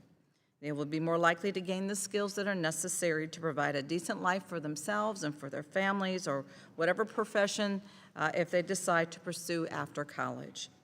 Athletic scholarships are true engines of social mobility, and we must ensure that they are kept widely available for both males and female sports and for sports of all kinds, not just those that generate revenue. The U.S. Olympic and Paralympic Committee sent a letter to this committee stating that, and I quote, proposed legislative reforms could result in potential for widespread program cuts or material reductions in the investment level that could dismantle decades of progress in sport diversity and opportunity, end quote. The unfortunate reality is that some smaller schools are already cutting their sports programs and the scholarships that may come along with them, and we must take action in this body to prevent that from becoming the norm. However, this proposal, I'm sad to say, does not do that. The SCORE Act also fails to include specific Title IX protections for women's athletics at a time when women's sports are increasing in popularity.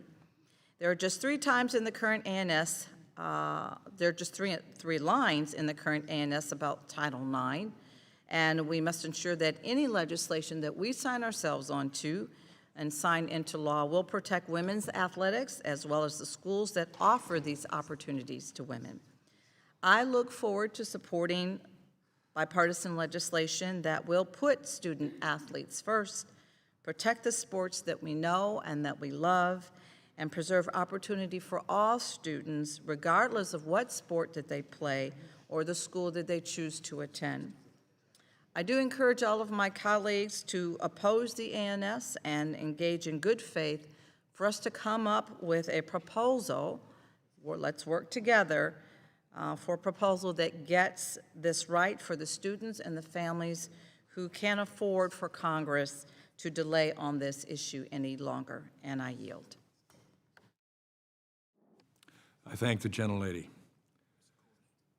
I now recognize Representative Courtney, the gentleman from Connecticut.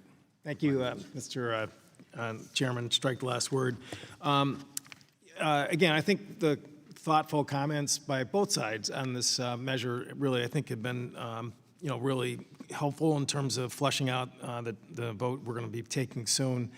I would note that this bill does not have sole jurisdiction here in the Education and Workforce Committee. The Energy and Commerce Committee is doing a parallel markup at the same time.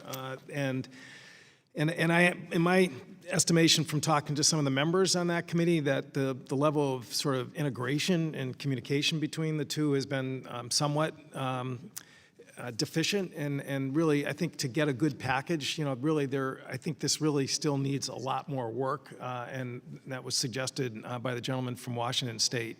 And at least to that extent, that I think it's a measure that is tricky and really carries a lot of different sort of challenges that more work needs to be done. One glaring issue, which again ENC is not going to be taking up in terms of the NIL issue, is the fact that international students who today are definitely part of Division I athletics and actually Division III athletics, because a lot of state universities and colleges and universities are now recruiting overseas. I think that's a terrific thing.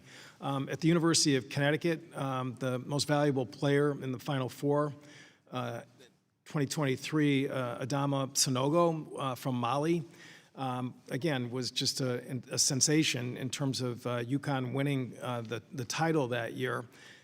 Because he, again, is from Mali, he is not able, or was not able, to participate in NIL. Same thing was true with the women's basketball team. Nika Mule and Aaliyah Edwards. Aaliyah Edwards was from Canada. Nika Mule was from Croatia. Again, starting players on the team that went all the way to the Final Four. Their American counterparts were participating in NIL. But the fact that they, again, were not American citizens, they were barred from, benefiting from the NIL program. Again, I think that that is just a glaring unfairness. I mean, the word fairness is in the title of this bill. And if we really are going to talk about trying to stabilize and make the program more equitable, the reality of the fact that colleges and universities are recruiting overseas because they want the best of the best. Again, I think that's a compliment to things like basketball, which were invented in America, that people want to come here to play at the highest level, that it really has to be sort of part of the reality of this legislation when we're dealing with it. It, again, has been completely left out in the deliberations in both the ENC committee and the Education and Workforce Committee. And again, I think that really should be troubling to the members of this committee, that something like that, which again has been all over sports radio and all over the media, that international students whose names we all know, in our states and watching competition, on TV and other media sources, again, are not part of the NIL program that's there. There are other issues which I'll be addressing with some amendments, and I know some of my colleagues on this side of the aisle are going to be addressing them. It's not really hopeful or encouraging that necessarily those are going to be adopted as part of the bill. And again, I think that it's an important issue. It deserves really serious effort. It should be bipartisan, and it should be all-inclusive in terms of the scope of issues that, since the court decision was announced, have already emerged. So again, at this point, I'm certainly not going to be supporting the final outcome based on the manager's amendment. Want to, again, tip my hat to the fact that the sponsor has approached this with seriousness, but there's a lot more work that remains to be done. I yield back. I thank the gentleman. Are there any others who seek to speak on this amendment in nature of a substitute? There being no further discussion on the amendment in nature of substitute, the committee will move to consideration of amendments. Are there any members who would like to offer amendments? I recognize the gentleman from Connecticut. For what reason do you wish to be recognized? The clerk has an amendment at the desk. The clerk will report the amendment. Amendment to the amendment in nature of a substitute to H.R. 4312, offered by Mr. Courtney of Connecticut, identifier COURTN_024. Does the gentleman from Utah wish to reserve? I reserve point of order. A point of order is reserved. I now recognize the gentleman from Connecticut for 5 minutes in support of his amendment. Thank you, Mr. Chairman. As the amendment visibly shows, it's a very simple, straightforward amendment that literally substitutes one word on page 21 of the bill, which talks about, again, the availability of medical care for injuries suffered by student athletes. And the bill, to its credit, recognizes that a student who suffers an ACL injury or Achilles tendon injury or some other sports-related injury would get some period of time of coverage medically following graduation. The bill calls for 3 years of medical coverage for students who experience those injuries. My amendment would extend that period of coverage from 3 years to 10 years. Again, we're talking about student athletes who, again, can suffer an injury which could be permanent. As a result of a collision in football, or making too quick a pivot in basketball or soccer, and a torn ACL or a broken bone can cause again a need for longer-term care than I think what the base bill contemplates of 3 years following graduation or separation. Again, there's instances where some athletes who suffer an ACL make a quick recovery. Paige Beckers has had 2 ACL injuries playing for the UConn women, and now she's doing terrific in the WNBA. But there are other instances where ACL injuries have really literally ended athletic careers and really have created a lifetime sort of permanent issue and problem, which I think is we should not sort of cut off with a 3-year cap, which is what is in the base bill. Again, we're talking about not comprehensive health insurance. We're talking about literally medical care for a specific injury. It's sort of comparable to a workers' compensation claim, where, again, medical coverage through workers' comp is only extended to the work-related injury. This section of the bill is talking about sports-related injuries only. So the burden in terms of colleges and universities, which are already going to have to carry 3 years of coverage, under my amendment would be extended to 10. And again, you could argue that you could go less or more, but certainly 10, I think, is a fair amount for an 18-year-old or a 19-year-old who suffers an injury playing sports in college and universities. And therefore, I think it's reasonable, and I would ask the members to support the amendment and yield back. I thank the gentleman. Does anyone else wish to? Does the gentleman from Utah? I withdraw my point of order. Point of order is withdrawn. Does anyone else seek recognition on the amendment? I recognize the gentleman, the ranking member from Virginia, Mr. Scott. Thank you, Mr. Chairman. Mr. Chairman, the SCORE Act would broadly take away athletes' rights to get access to courts for matters under the Act, but it provides some coverage for athletes who are hurt in the course of their athletic activity. In exchange for giving up their rights, they get guaranteed compensation. That's the same kind of deal we have in workers' comp, where you give up your right to, if you're injured on the job, you give up your right to sue your employer, but regardless of fault, regardless of whether you could have won a suit or not, you have access to health care and lost wages as a result of the injury. But what the SCORE Act provides in the case of injury is stingier than even the stingiest workers' compensation law. In the bill, medical coverage would end 3 years after graduation. This amendment would extend that to 10, but it could be cut off earlier if the student is expelled by code of conduct violations.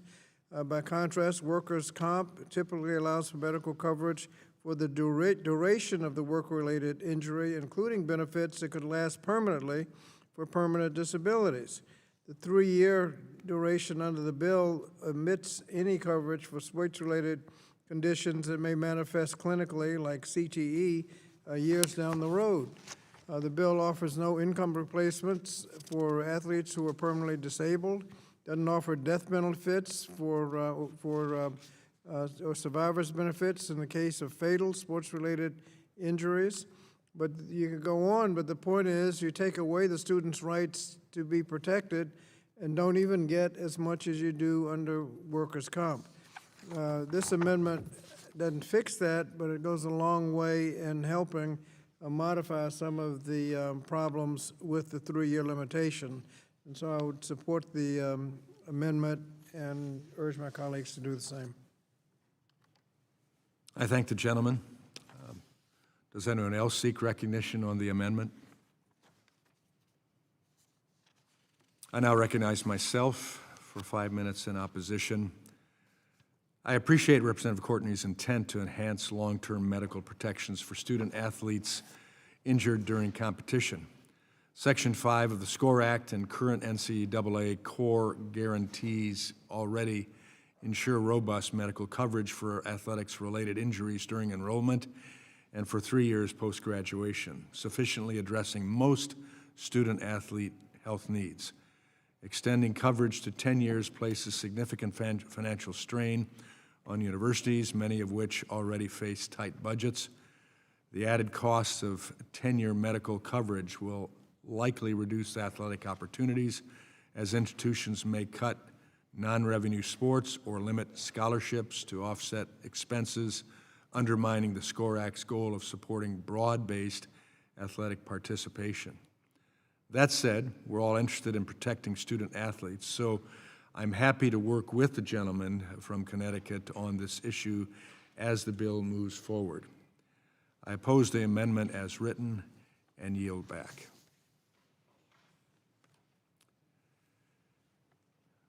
There being no further debate on the amendment, the question is on the amendment by the gentleman from Connecticut. All in favor say aye.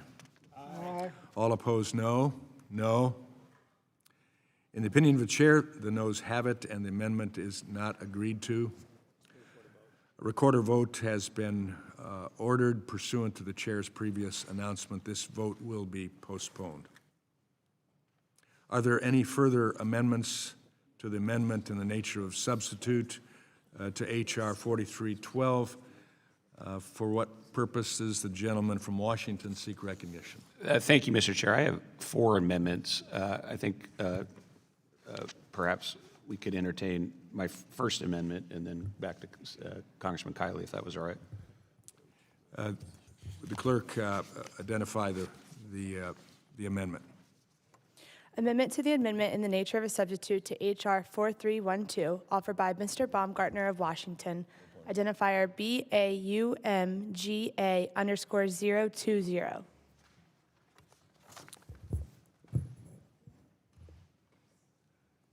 The gentleman is now recognized for 5 minutes. Thank you, Mr. Chair. Well, this amendment gets at fundamentally what does Congress want college athletics to be. In the flawed House settlement, and you have to understand, in college sports, there's not a lot of money in college sports. There's a lot of money in big-time football in college sports. In the flawed House settlement, when the trial lawyers were going after the football money and the big football schools had the deepest pockets to defend the lawsuit, they set up this House settlement that was a bit of a power grab, both in control of the future of college sports, then also this salary cap that cannot be met by only the largest schools. So, you know, on the competitive balance piece, over the past few days, as I've been talking to these conference commissioners, one of the ones I spoke with was the head of the WCC, Stu Jackson, who spent a lot of time in the NBA. And it would be a bit like having an NBA where the Eastern Conference had a higher salary cap than the Western Conference, and you wouldn't have competitive parity or fan interest if you're able to do that. And Commissioner Jackson had some very interesting ideas about how to solve this issue overall. You know, pointed out in the NBA they had Indiana and Oklahoma playing each other in the finals, and that was healthy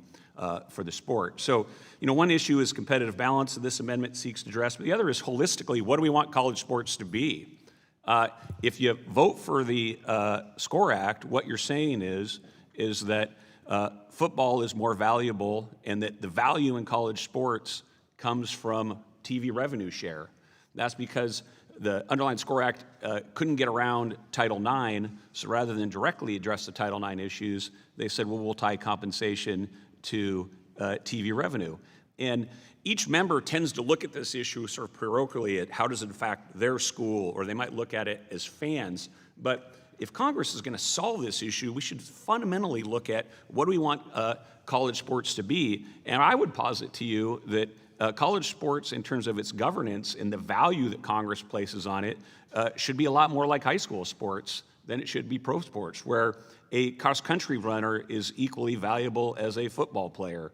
A volleyball player is equally as valuable as a basketball player, and so forth. And the NCAA is a feckless organization that does not have the power. And so Congress, rather than looking at this broken system, this flawed House settlement, has an opportunity right now to say fundamentally, what do we want college sports to be? How should it govern? And we have allies in this. Politics makes strange bedfellows. One of the members I've been working very closely on this issue with is Democratic Senator Maria Cantwell, who I actually ran against for U.S. Senate in 2012, but we talk now on a daily basis about this issue. I have also worked closely with a fellow named Cody Campbell, head regent at Texas Tech, has an organization called Save College Sports. He has a more expansive view how to solve this fundamentally. And I think the White House has some real interest in this issue as well. So the pieces are there to come together on this, but rather than look at how do we try to put some sideboards on this flawed settlement in the system, let's fundamentally, as Congress, decide what we want college sports to be. And the American public would do better if we treat all sports equally and say they have value, and then we treat the system holistically and not attribute the value in college sports. Congress should not put its thumbprint and say the value of college athletics is tied to how many people watch it on TV. That's a commercial engagement. We're looking to also look at overall public good on this issue. So a new organization that treats all athletes equally. And every sports fan, and I'm a big college football fan, we enjoyed college sports just as much in the 1980s, the 1990s, and the 2000s when college coaches were making lower salaries and there weren't 3 roller coasters and a pinball machine in the locker room. So you can get to the same societal benefit by treating everybody equally because you need competitive parity in that. So this amendment would get at that issue of what do we want college sports to be and how we treat athletes, and how do we have competitive parity in the system, and I would urge members to support. I thank the gentleman. Does anyone else seek recognition on the amendment?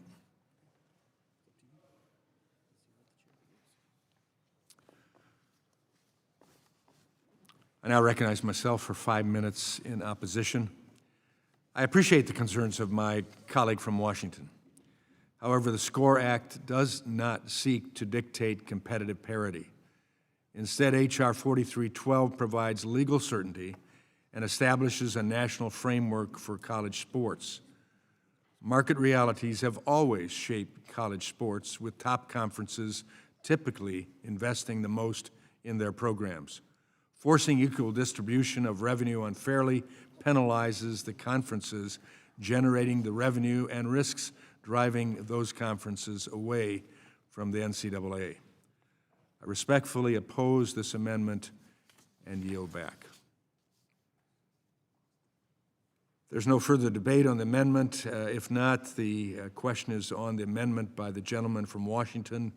All in favor say aye. Aye. All opposed, no. No.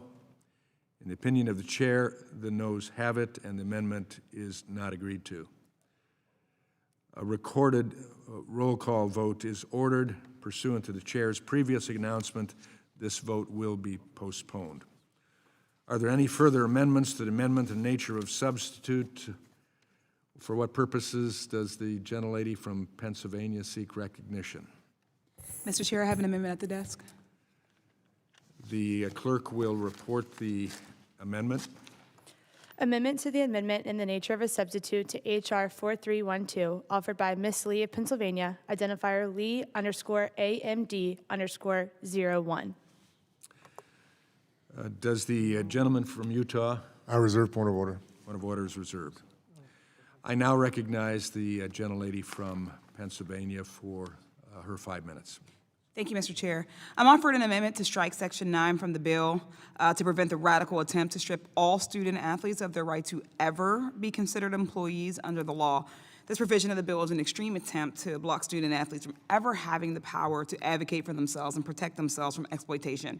At the same time, this bill provides the NCAA and wealthy, powerful athletic programs a blank check to coerce, control, and exploit college athletes without any risk of liability. Adding broad categorical exemptions from labor laws like this bill creates is virtually unprecedented. This move directly undermines the rights of every college athlete and our employment and labor laws. To determine whether someone is an employee under the Fair Labor Standards Act or the National Labor Relations Act, both laws have comprehensive, fact-specific tests that determine employee status on a case-by-case basis. These tests are flexible enough to adapt to the specific circumstances of each and every college athlete. Many college athletes already would not be considered employees under current law. So if the majority is so concerned about athletes being classified as employees, the solution is simple. Do not treat your college athletes like employees. In fact, this morning, Senator Chris Murphy and I reintroduced the College Athletes' Right to Organize Act to this effect. Our bill would clarify that college athletes are employees if and when their schools conditions any of a student athlete's scholarships or funding on their participation in college sports. Our bill also ensures that all public and private school students are entitled to the same rights and protections under the law. In fiscal year 24, the NCAA reported a record revenue of $1.38 billion, while too many D1 athletes still go hungry or they're forced to play while injured because getting cut from their athletic team means losing their food, their housing, their education. So I think we all can agree that it's far past time that student athletes have a seat at the table to hold the colleges that treat their student athletes like employees accountable. I urge my colleagues to support my bill, and to support this amendment, striking the employment section from this bill. Thank you, and I yield back. I thank the gentlelady. To this gentleman from Utah, reserve his point of order. The reservation is withdrawn. Does anyone else seek recognition on the amendment? I now recognize myself for 5 minutes in opposition. The consequences of student athletes being treated as employees could be enormous for schools and students. Universities would face tough choices if they have to deal with the increased costs unionization and employee status cause. Many universities would shut down non-revenue generating athletic programs.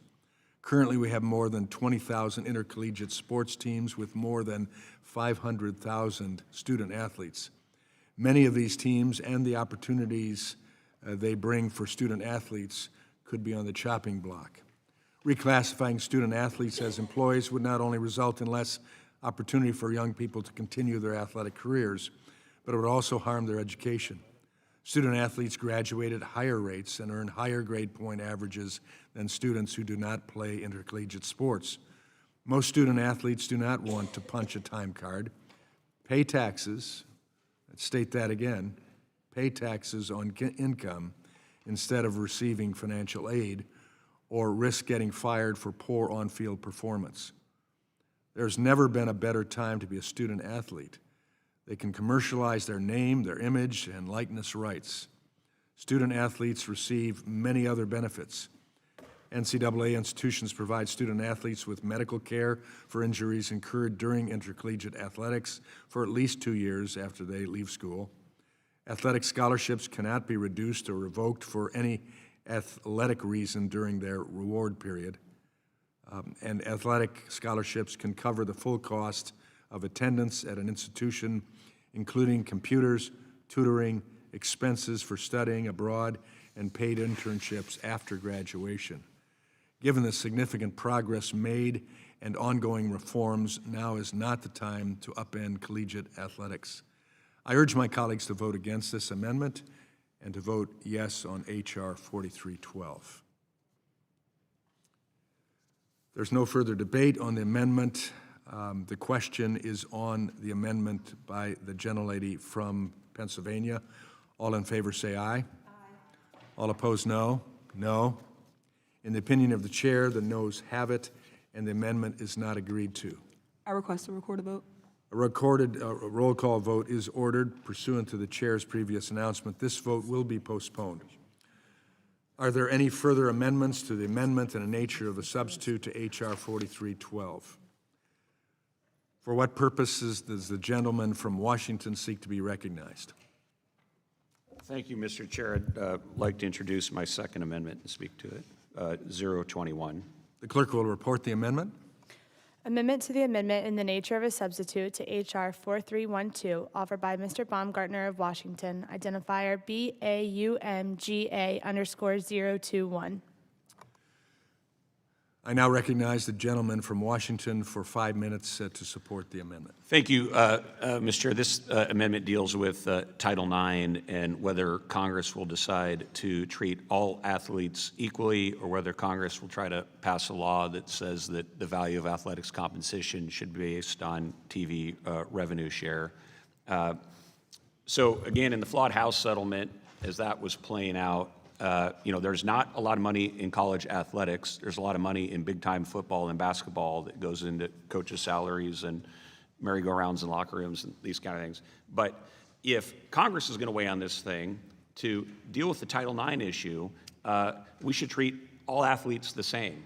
That's what's in the public good, not tying it to TV revenue. And the fact that neither House nor this bill specifically address Title IX leaves open a huge can of worms to keep this issue in the courts making decisions rather than people's elected representatives. And fundamentally, sports is really important. Opportunities are important for everyone. There's more money in college athletics today than there were in the 70s, 80s, yet less opportunities to compete. And not only will not addressing the Title IX considerations put women's athletics at work, and I think this Congress should be so proud of what it's done so far working with this White House to protect women's athletics, but this bill would really be a step backwards direction because it won't be protected, but the competitive pressures of football will feed on themselves, and then it will put men's Olympic sports at risk as well, too. That's one of the reasons the USOC is so concerned. So the way around that is to treat all athletes equally, say that volleyball player and that wrestler and that lacrosse player, that cross-country runner, all those sports that America's sons and daughters play in high school and would like to compete at the highest level, that has equal value to that football player. And again, it won't cost football anything. All you need in football is competitive parity and balance, and you can essentially treat the system holistically. There's a pathway forward to do this. And so I think the conversation just gets so skewed on college athletics because if you just watch ESPN and watch the college football playoffs, you think that schools are awash in money in college athletics, but they are not.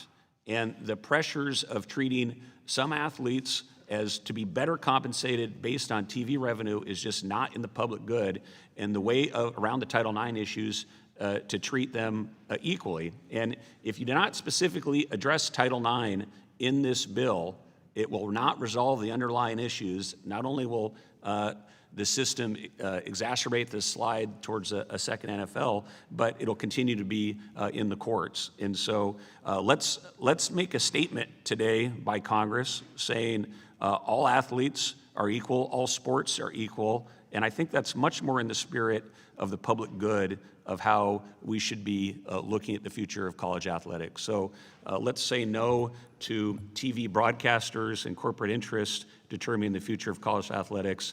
Let's say yes to those young sons and daughters, those middle schoolers playing soccer right now, all of our kids looking at sports and saying all those sports are equal, like we do in high school, just like we do in high school. That's what we should be doing. This underlying amendment would urge support. Gentleman yields back. Does anyone else seek recognition on the amendment? I recognize myself for 5 minutes. As a former cross-country runner and wrestler, I respect the intention of my colleague's amendment to ensure student athletes in sports outside of football and basketball receive compensation. However, this amendment undermines the core purpose of schools sharing revenue directly with student athletes, which is to reward the student athletes who drive athletic department revenue. Requiring equal pay across all sports ignores the reality that football and basketball generate the lion's share of revenue for athletic departments. Additionally, the goal of the SCORE Act is to create a sustainable framework, an emphasis on framework, not regulate college sports in every particular way. Right now, institutions have the flexibility to decide how to distribute this revenue, and that's the way it should stay. I respectfully oppose this amendment, and I yield back. There being no further debate on the amendment, the question is on the amendment by the gentleman from Washington. All in favor say aye. Aye. All opposed, no. No. In the opinion of the chair, the noes have it, and the amendment is not agreed to. Mr. Chair, as for recorded vote. A roll call vote is ordered. Pursuant to the chair's previous announcement, this vote will be postponed. Are there any further amendments to the amendment in the nature of a substitute to H.R. 4312? For what purpose does the gentleman from Texas seek to be recognized?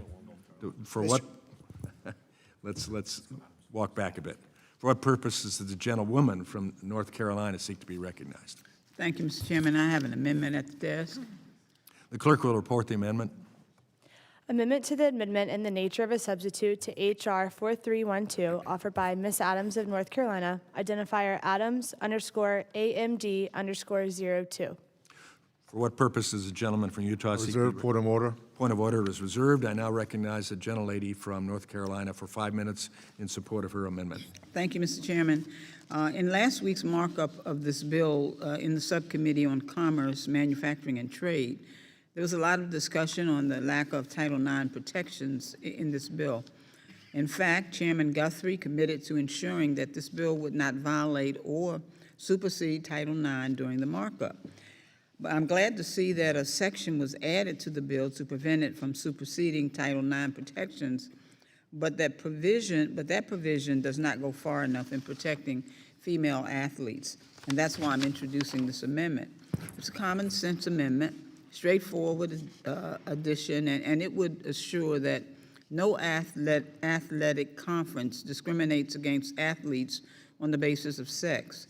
The text of this amendment comes from Section 5B of my Fair Play for Women Act. I'd encourage any of my colleagues who support women's sports to take a look at that bill. We've all seen how sex-based discrimination impacts women's sports. Women's teams are shoved into substandard facilities for championships, provided with dated equipment, and under current bill text, they may be discriminated against in athletic association rules. This amendment ensures that athletic associations comply with anti-discrimination statutes, including that women are afforded the same amenities, facilities, goods, and benefits as men. If individual universities must comply with Title IX, it's only reasonable that college athletic associations have the same standards. passing this sweeping name, image, and likeness legislation without provisions explicitly protecting women could leave them open to blatant discrimination from athletic associations. I urge all of my colleagues to support this amendment, and I do yield back. I thank the gentlelady. Does the gentleman from Utah I reserve? withdraw my point of order. Point of order is withdrawn. Does anyone else seek recognition on this amendment? I now recognize myself for 5 minutes to speak in opposition to the amendment. I appreciate my colleagues' intention with this amendment. Discrimination on the basis of sex by the NCAA and conferences is a real issue. For example, the NCAA has discriminated in the past against female swimmers by forcing them to undress in front of male swimmers at NCAA-sanctioned championships. Addressing challenges like that one should have bipartisan support, and in fact, did have bipartisan support earlier this Congress when the House passed the Protection of Women and Girls in Sports Act. However, I have questions about how this amendment would work. For example, the language of the amendment appears to prohibit discrimination on the basis of sex by governing entities, but then includes a provision at the end of the amendment essentially exempting those entities from that requirement. I must oppose the amendment. I urge other members to oppose the amendment and support the underlying bill, and I yield back.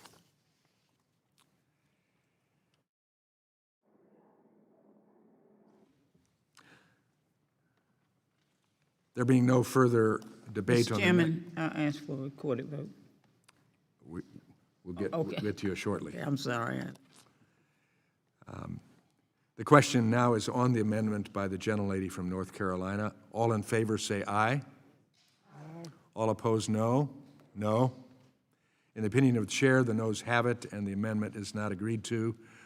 A roll call vote has been ordered. Thank you, Mr. Chairman. Pursuant to the chair's previous announcement, this vote will be postponed. Are there any further amendments to the amendment in the nature of a substitute? For what purpose does a gentleman from California seek to be recognized? Mr. Chair, I have an amendment at the desk. The clerk will report the amendment. Amendment to the amendment in the nature of a substitute to H.R. 4312, offered by Mr. Kiley of California, identifier Kiley_029. I now recognize the gentleman from California for... A point of order is reserved. I now recognize the gentleman from California for 5 minutes in support of his amendment. Thank you, Mr. Chair. I understand that there is a real need in many ways for this legislation, and I know that its purpose is to protect students, student athletes, institutions, and communities. But there are certain aspects of the bill that have the potential to do the opposite and have a long-term detrimental effect on universities, including one in my own district and others throughout the country. And specifically, I'm referring to Section 6, Clause 9, which provides absolute protection when it comes to dictating conference membership.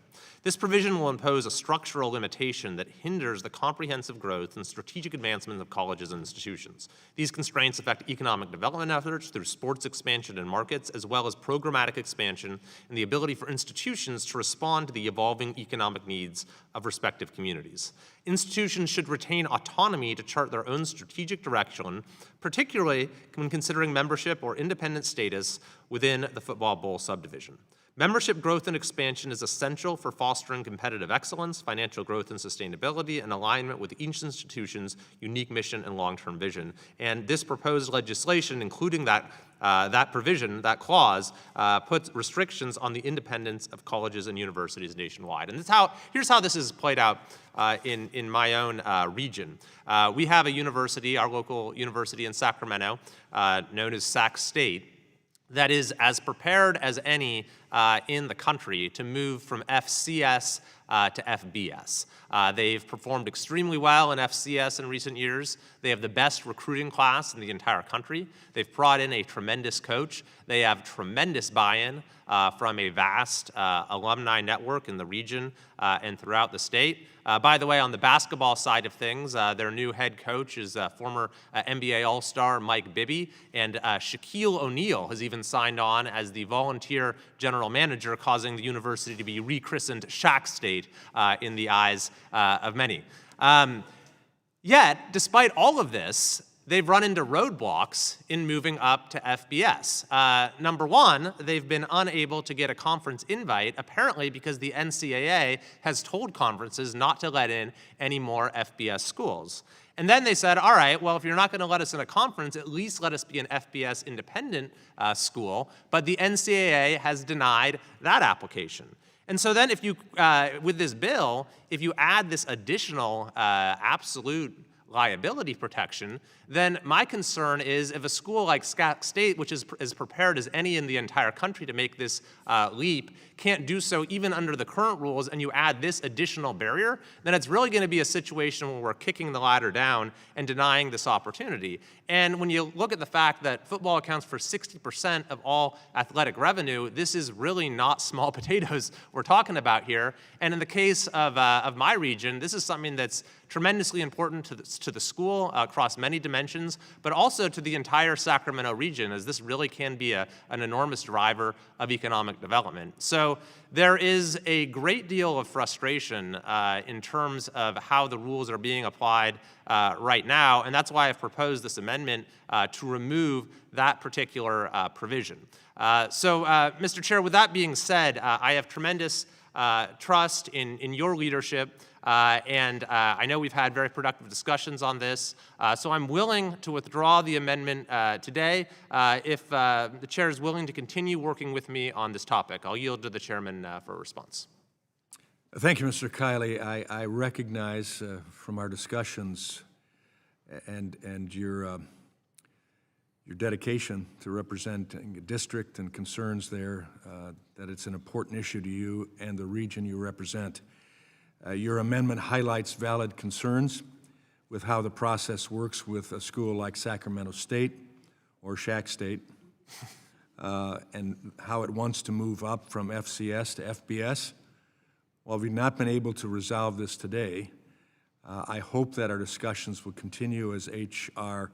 4312 advances to the floor, and I yield back. Thank you very much. Very much appreciate it and appreciate the opportunity to continue working on this. Given that commitment, I'll withdraw my amendment at this time, but I will have to vote against the bill when it comes to the floor if this issue isn't resolved in a way that satisfies these concerns. Thanks very much. I yield back. I recognize that reality, and the gentleman's amendment is withdrawn, and I thank the gentleman for his collaboration. Are there any further amendments to the amendment in the nature of a substitute? I recognize the gentlelady from North Carolina. Thank you, Mr. Chairman. I have an amendment at the desk, 528. The clerk will report the amendment. Amendment to the amendment in the nature of a substitute to H.R. 4312, offered by Ms. Adams of North Carolina, identifier Adam NC _528. I recognize the gentleman from Utah. Point of order is reserved. I now recognize the gentlelady from North Carolina for 5 minutes in support of her amendment. Thank you, Mr. Chairman. This is yet another common sense amendment supporting women participating in college athletics. Currently, college athletic programs use a few reporting tricks to trick the federal government into believing that they are in full compliance with Title IX. When a female athlete competes in more than one sport, she is counted as more than one athlete on school rosters. It doesn't matter if I'm a runner and a basketball player, I am only one athlete, and college rosters should reflect that fact. Schools created an additional 2,252 roster spots thanks to this counting method in 2022. Schools also pad their rosters. According to a report by USA Today, 27 schools presented women's rowing team rosters with double the number of athletes allowed at most conference championships. Schools also, believe it or not, they count male practice players on women athletic rosters. Often, men's and women's basketball teams will practice together in scrimmages. These practice partners are by schools to the federal government as female athletes. 1 in every 4 women basketball players reported by schools to the federal government were actually men. My amendment stops these practices. It would strengthen reporting requirements to ensure that the Department of Education receives accurate information about athletic rosters. In addition, my amendment would also provide for more detailed, disaggregated data on how much money schools are providing to specific women's teams, women's coaches, and women's assistant coaches. As you all know, Title IX requires equitable distribution of funds between individual athletic teams. That provision is difficult to enforce without data. By making simple and common sense changes to reporting requirements, this amendment would ensure that Title IX is enforced as intended. So I urge my colleagues who support Title IX, who support women's sports, to support this amendment. And Mr. Chairman, I yield back. I thank the gentlelady. Does the point of order is withdrawn. Are there any others who wish to speak on the amendment? I now recognize myself for 5 minutes in opposition to the amendment. While I agree with the sentiment and the goal of my colleague's amendment, I must oppose it in its current form. Increasing transparency in education, whether that's around costs, outcomes, or athletics, is something I believe we all support. However, that transparency must strike a balance between the information that students, families, and policymakers believe are the most relevant and the realities of actually collecting the data. This amendment would add substantial reporting requirements that in many ways seem impossible to track, including, for example, detailed and disaggregated information for club sports. The amendment also requires the Secretary to publish a gender equity report every 2 years using this new information, a pointless requirement that diverts attention from the department's real work to ensure, for example, that the FAFSA is on schedule, which would be amazing, and the student loan program is operational. Though I oppose this amendment, I want to emphasize that I commit to working with my colleague to improve the bill if there are places where more information and data collection is appropriate as this bill moves to the floor. Thank you, and I yield back.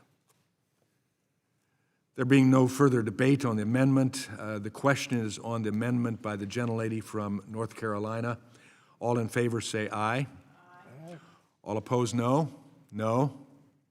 In the opinion of the chair, the noes have it, and the amendment is not agreed to. Mr. Chair, I ask for a recorded vote. A roll call is ordered pursuant to chair's previous announcement. This vote will be postponed. Are there any further amendments to the amendment in the nature of a substitute to H.R. 4312?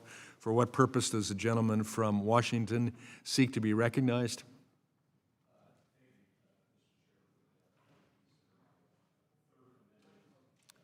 Microphone. Thank you, Mr. Chair. I would like to introduce my third amendment, 022. The clerk will report the amendment. Amendment to the amendment in the nature of a substitute to H.R. 4312, offered by Mr. Baumgartner of Washington, identifier BAUMGA_022. I now recognize the gentleman from Washington for 5 minutes in support of his amendment.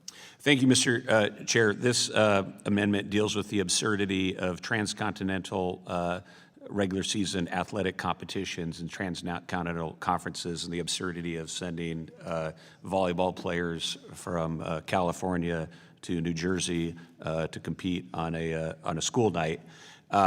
Reason I offer this amendment is, so why does this matter to the public? Well, again, college sports are highly subsidized public goods. Taxpayers put immense amount of money through Pell Grants and other subsidized student loans, and we should have a say that these funds are being used responsibly. I think as some members may know or may not know, Mike Leach was one of my best friends, and we talked frequently about college athletics. And then together, we taught a course called Insurgent Warfare in Football Strategy. And through that process, I got to know several athletic directors very well.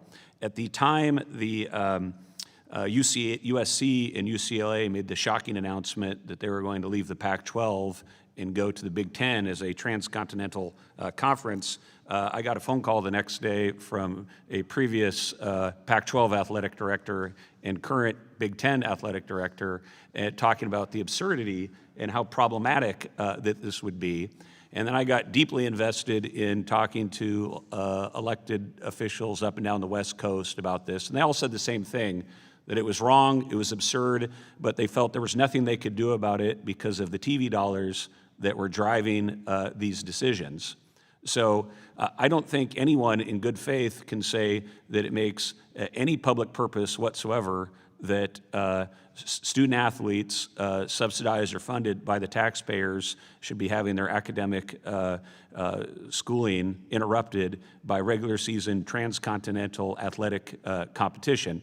I'm not a global warming guy, but there's some global warming concerns there as well too, if you look at the debate of the West Coast schools going to the East Coast. But for those of you that is motivating, should think about that issue as well. So again, Congress should prohibit these things. Every actor, you talk up and down the college sports landscape, everyone thinks that it is crazy that West Coast schools are engaging in regular academic school year athletic competition on a regular basis, flying student athletes back and forth across the country. And Congress should be the adults in the room. These people are unable to do it, prohibit it themselves, even though they know it's all wrong and doesn't work. And this amendment would seek to say that we're not going to do that anymore, and I would urge its support. The gentleman yields back. Are there any others who wish to speak on this amendment? I now then recognize myself for 5 minutes in opposition. I sincerely appreciate the gentleman from Washington's amendment to reduce student-athlete travel burdens. However, this amendment essentially forces conference realignment, which is not Congress's responsibility. Schools and conferences should address cross-country travel's impact on student-athlete welfare. H.R. 4312 cannot solve every problem in college athletics, and this travel ban is outside the scope of this bill. I respectfully oppose this amendment, and I yield back.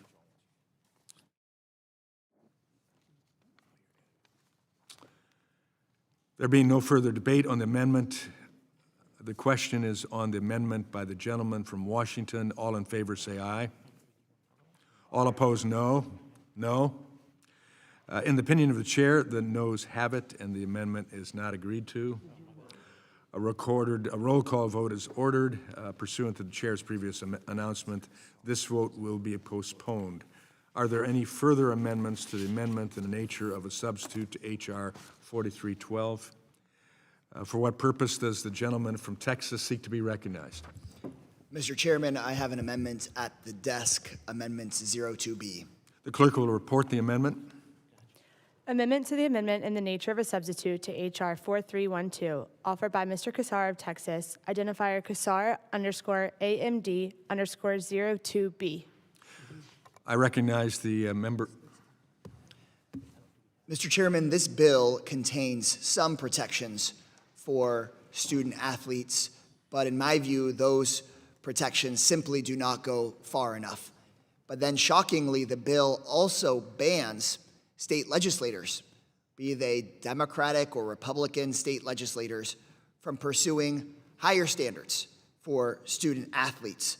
So if we keep this section in the bill, in my view, the low standards for student athletes here cannot be expanded. A state legislature could not decide that schools and students in their state deserve higher pay or better health care coverage for athletes or expanded tuition assistance. So I would ask that the Republican majority on this committee consider striking the section in this bill that denies their own constituents potentially better protections if their state legislatures and their governors move forward with it. Student athletes and all college students should be able to get an education without needing to worry about how to pay for the next meal or afford the rent. And if state governments want to offer further protections beyond what's in this bill, I do not think that Congress should get in the way. So I urge passage of my amendment that would strike paragraph 1 in section 11 of the bill. Thank you, and I yield back. The gentleman yields. Does anyone else seek recognition on this amendment? I now recognize myself for 5 minutes in opposition. Striking the Scores Act preemption provision eliminates the regulatory clarity needed to end the chaos of 33 conflicting state NIL laws. The SCORE Act's preemption clause ensures there is a uniform national framework for college sports that applies to every athlete, school, and conference across all 50 states.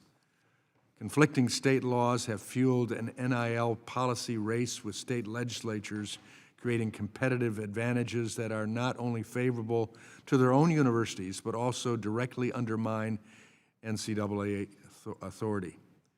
Without preemption, every well-intentioned framework is derailed by conflicting state laws, creating legal uncertainty and competitive imbalances. This fractured system does no one in college sports any good, and so I strongly oppose the amendment, and I yield back.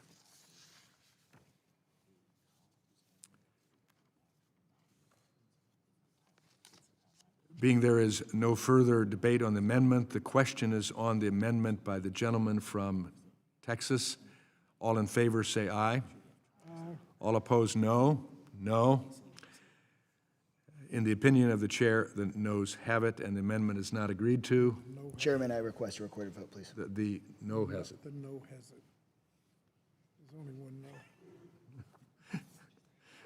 Unless you said the ayes have it, in which case, we'll take it. The noes have it. We'll take that as. A roll call is ordered. Pursuant to the chair's previous announcement, this vote will be postponed. Are there any further amendments to the amendment in the nature of a substitute to H.R. 4312? Mr. Chair, I have an amendment at the desk. For what purpose does the gentleman from Washington seek to be recognized? Thank you, Mr. Chair. This is my fourth and final amendment, Amendment 023. The clerk will report the amendment. Amendment to the amendment in the nature of a substitute to H.R. 4312, offered by Mr. Baumgartner of Washington, identifier BAUMGA_023. I now recognize the gentleman from Washington for 5 minutes in support of his amendment. Thank you, Mr. Chair. This amendment again deals with the underlying absurdity of transcontinental athletic competitions during the academic school year for student athletes that are highly subsidized by the American taxpayer, and why the Congress, as representatives of the American taxpayer, have a direct and vested interest in this issue. If we can't ban the burden, we should at least support the students living under it. This amendment would put a fee, or a stipend, I should say, or stipend requirements that if a school is going to send a student athlete across more than 2 time zones for an athletic competition during the academic school year, and inevitably causing great distress to their academic studies, that they should get a stipend for doing that, and they should also be required to provide academic tuition support. And this amendment also looks at students have a greater role in say, of advisory committees as well, too.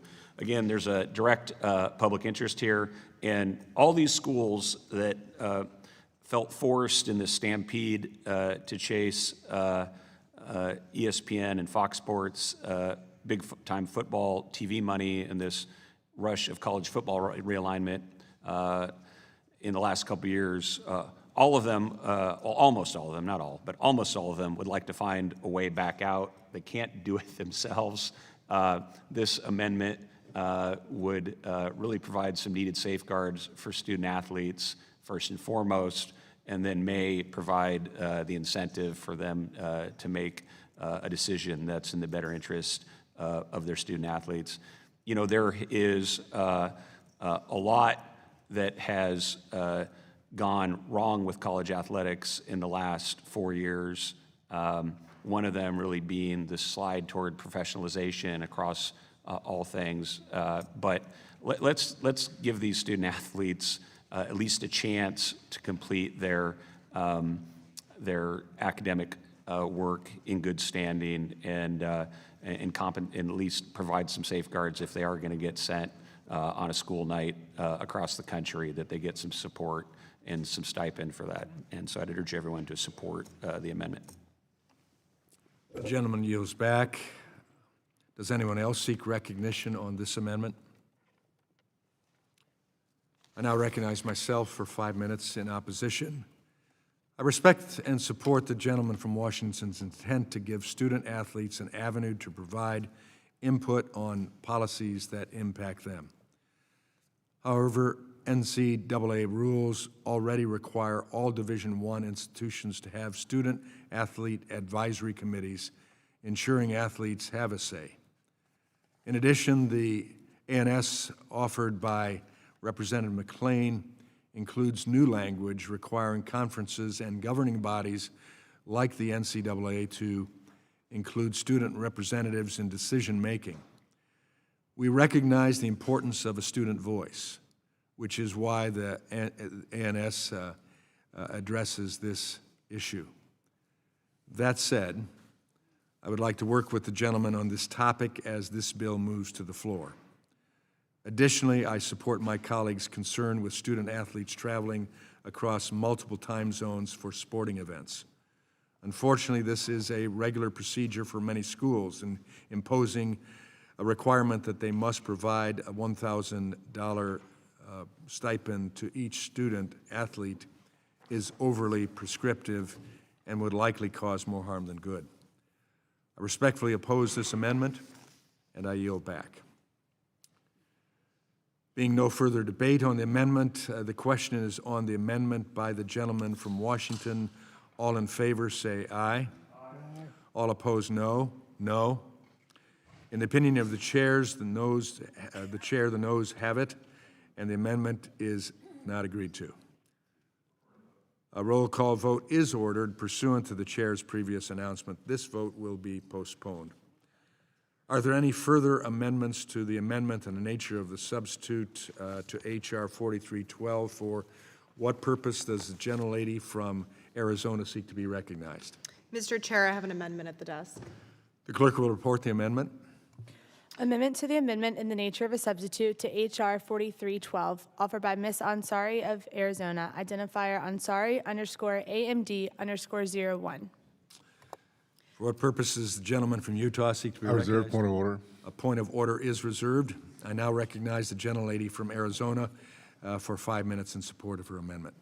Thank you. Nowhere in this bill does it make any mention of Title IX or set requirements when it comes to sex discrimination, which has been documented in the sports world time and time again. This amendment is about protecting student athletes from abuse, harassment, and discrimination. It's about ensuring that every staff member who works with athletes knows the rights these students are entitled to and knows what to do if those rights are being violated. Republicans keep talking about wanting to protect women and girls in sports. If that's true, then they should vote for this amendment. They probably won't, because here's the truth. Republicans in Congress have shown again and again that they are willing to look the other way when it comes to sex abuse in sports. They did it when Jim Jordan, now one of the most powerful Republicans in Congress, refused to take action as student athletes at Ohio State were being abused by a team doctor. Multiple former wrestlers have testified that Jordan knew, that he was told, that he did nothing. Not only did he do nothing, but since then he's worked to discredit survivors and rewrite history to avoid accountability. And yet, now he's the chair of the very powerful Judiciary Committee. Or look at Linda McMahon, who ran the WWE and is now Trump's education secretary. For years, under her leadership, WWE was a hotbed of sexual misconduct and toxic workplace culture. And it wasn't until public pressure mounted that real scrutiny even began. Again, a pattern of looking away, of shielding abusers, and prioritizing power over people. And it's not just in sports. They've ignored and downplayed allegations against President Trump himself for years. This is a party whose leader has been found liable in a court of law for sexual abuse. This tolerance of sexual discrimination and abuse is a systemic failure, and one that too many Republicans in power have enabled. Most of them will probably vote against this amendment that would make it more likely for abuse to be reported when it happens. This amendment simply says, if you work with college athletes, you should know what Title IX is. You should know how to report discrimination. And if you suspect abuse, you don't bury it. You don't sit on it. You don't cover it up. You report it. To my Republican colleagues, if you vote against this amendment, you're choosing to side with silence. You're choosing to uphold a system that lets abuse fester. You're saying yet again that protecting students comes second to protecting institutions. I, for one, am proud to stand on the side of survivors, of student athletes, and of basic decency. I urge my colleagues to vote yes, and I yield back. I thank the gentlelady. Now I recognize the gentleman from Georgia, Mr. Allen, for 5 minutes. Strike the last word. Gentleman is recognized. I would like to bring up 2 points of order that have come up. We're marking up this as well in the Energy and Commerce Committee today, and 2 amendments that are going to be part of that markup in Energy and Commerce. First is under Military Service Academy and NIL remarks. The August Pfluger is going to propose an amendment to support legislation and support this legislation. Appreciate the hard work this committee, the Energy and Commerce Committee and Judiciary Committee have done to work together to this tri-committee process on the SCORE Act. However, I'd like to echo the concerns of a colleague of mine that were brought up, August Pfluger, that were brought up in the Energy and Commerce Committee regarding Military Service Academy athletes' name, image, and likeness. When it comes to the U.S. Air Force Academy, NIL and the transfer portal have cost the Academy and taxpayers over $28 million. Over 111 total cadet athletes have transferred out of the Academy, and considering the cost of education at the Academy is valued at over $165,000, this has significant financial implications on the taxpayer. Given that service is integral to the mindset of military service academies, NIL is incompatible with their mission and commitment to service. For every cadet athlete who transfers out of a service academy, a spot has been taken away from a cadet who wishes to serve their country as a commissioned officer. I hope that the Education and Workforce Committee will work with ENC and Congressman Pfluger to address this critical issue. Thank you. And then I have another amendment. This amendment basically codifies the old NCAA 5 years of eligibility rules for NIL. I hope that the committee will work with Representative Palmer on this important issue. And basically what it does, it says that a student athlete may enter into a name, image, and likeness agreement. It makes academic progress towards graduating with an undergraduate degree from the institution and graduates within 5 years after the date of enrollment in that institution. And in the case of a transfer from another institution at the end of an academic year, the student athlete has sufficient credits to qualify for the next academic year. And those 2 amendments will be proposed during the amendment process as this bill moves to the floor. And I would appreciate the education and workforce support of these 2 amendments. And with that, I yield back. I thank the gentleman. Are there any others who seek to speak on this amendment?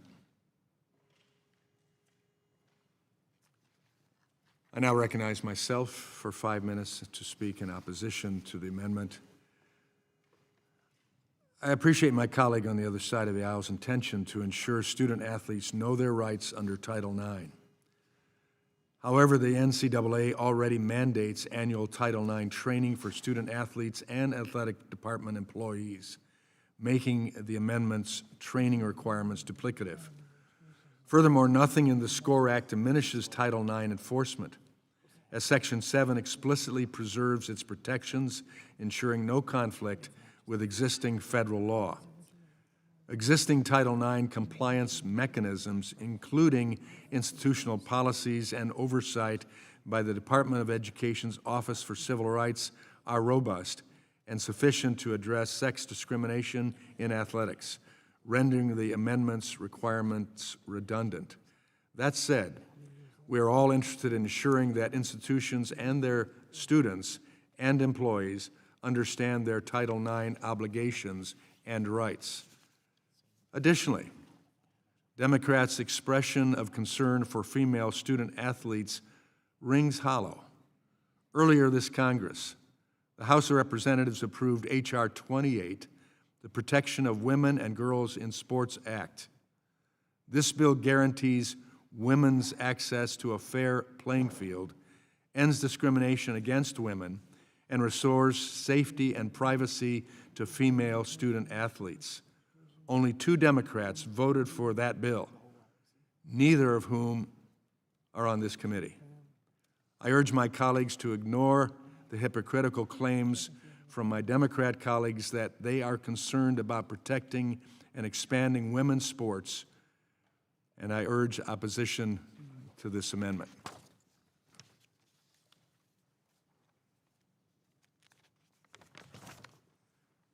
Being that there is no further debate on the amendment, the question is on the amendment by the gentlelady from Arizona. All in favor say aye. Aye. All opposed, no. No. In the opinion of the chair, the noes have it, and the amendment is not agreed to. Mr. Chairman, recorded vote, please. A roll call vote is ordered. Pursuant to the chair's previous announcement, this vote will be postponed. Are there any further amendments to the amendment in the nature of a substitute to H.R. 4312? For what purpose does the gentleman from Virginia, the ranking member, seek to be recognized? I have an amendment at the desk, Scott, AMD 03. The clerk will report the amendment.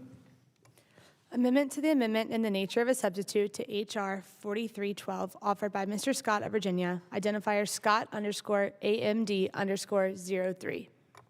Does the gentleman from Utah reserve a point of order? Reserve point of order. Point of order is reserved. I now recognize the gentleman from Virginia, the ranking member, for 5 minutes in support of the amendment. Thank you, Mr. Chairman. This is a simple amendment. It just, for whatever rights the students have left, it just makes sure that they have right to vindicate those, they have an opportunity to vindicate those rights. If they don't get their three-year health benefits, or if they don't have access to the NIL benefits, they ought to be able to vindicate those rights. It says you have a private right of action. Under Title VI, there's no private right of action, so we want to make sure they don't get caught up in something like this. This specifically says they have a private right of action to enforce the rights that are left after this bill passes. Does the gentleman reserve the point of order? Point of order is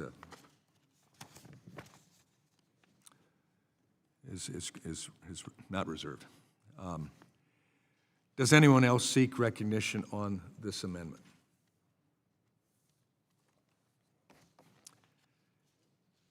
I now recognize myself for 5 minutes in opposition. I thank the ranking member for his amendment, but I must oppose it. We have added additional enforcement language to the bill in the ANS. For example, under the ANS, institutions will have to comply with the requirement outlined in Section 5 of the bill as a condition on participating in federal student aid programs under Title IV of the Higher Education Act.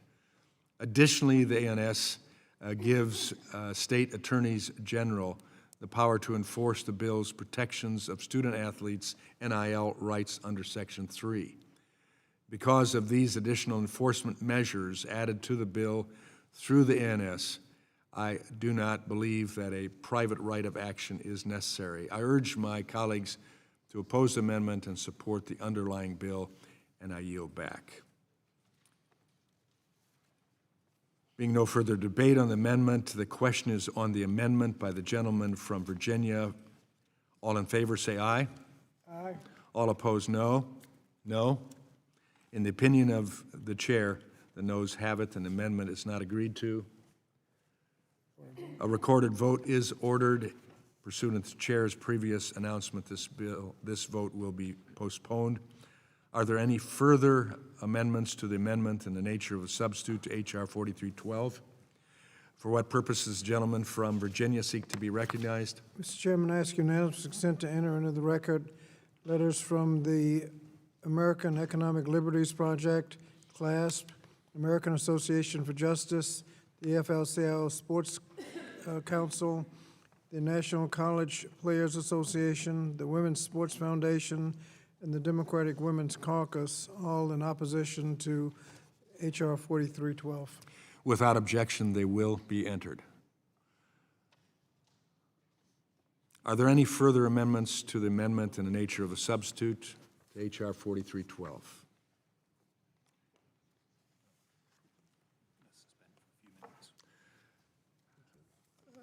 Let me notify the committee that we will suspend for a few minutes and then return.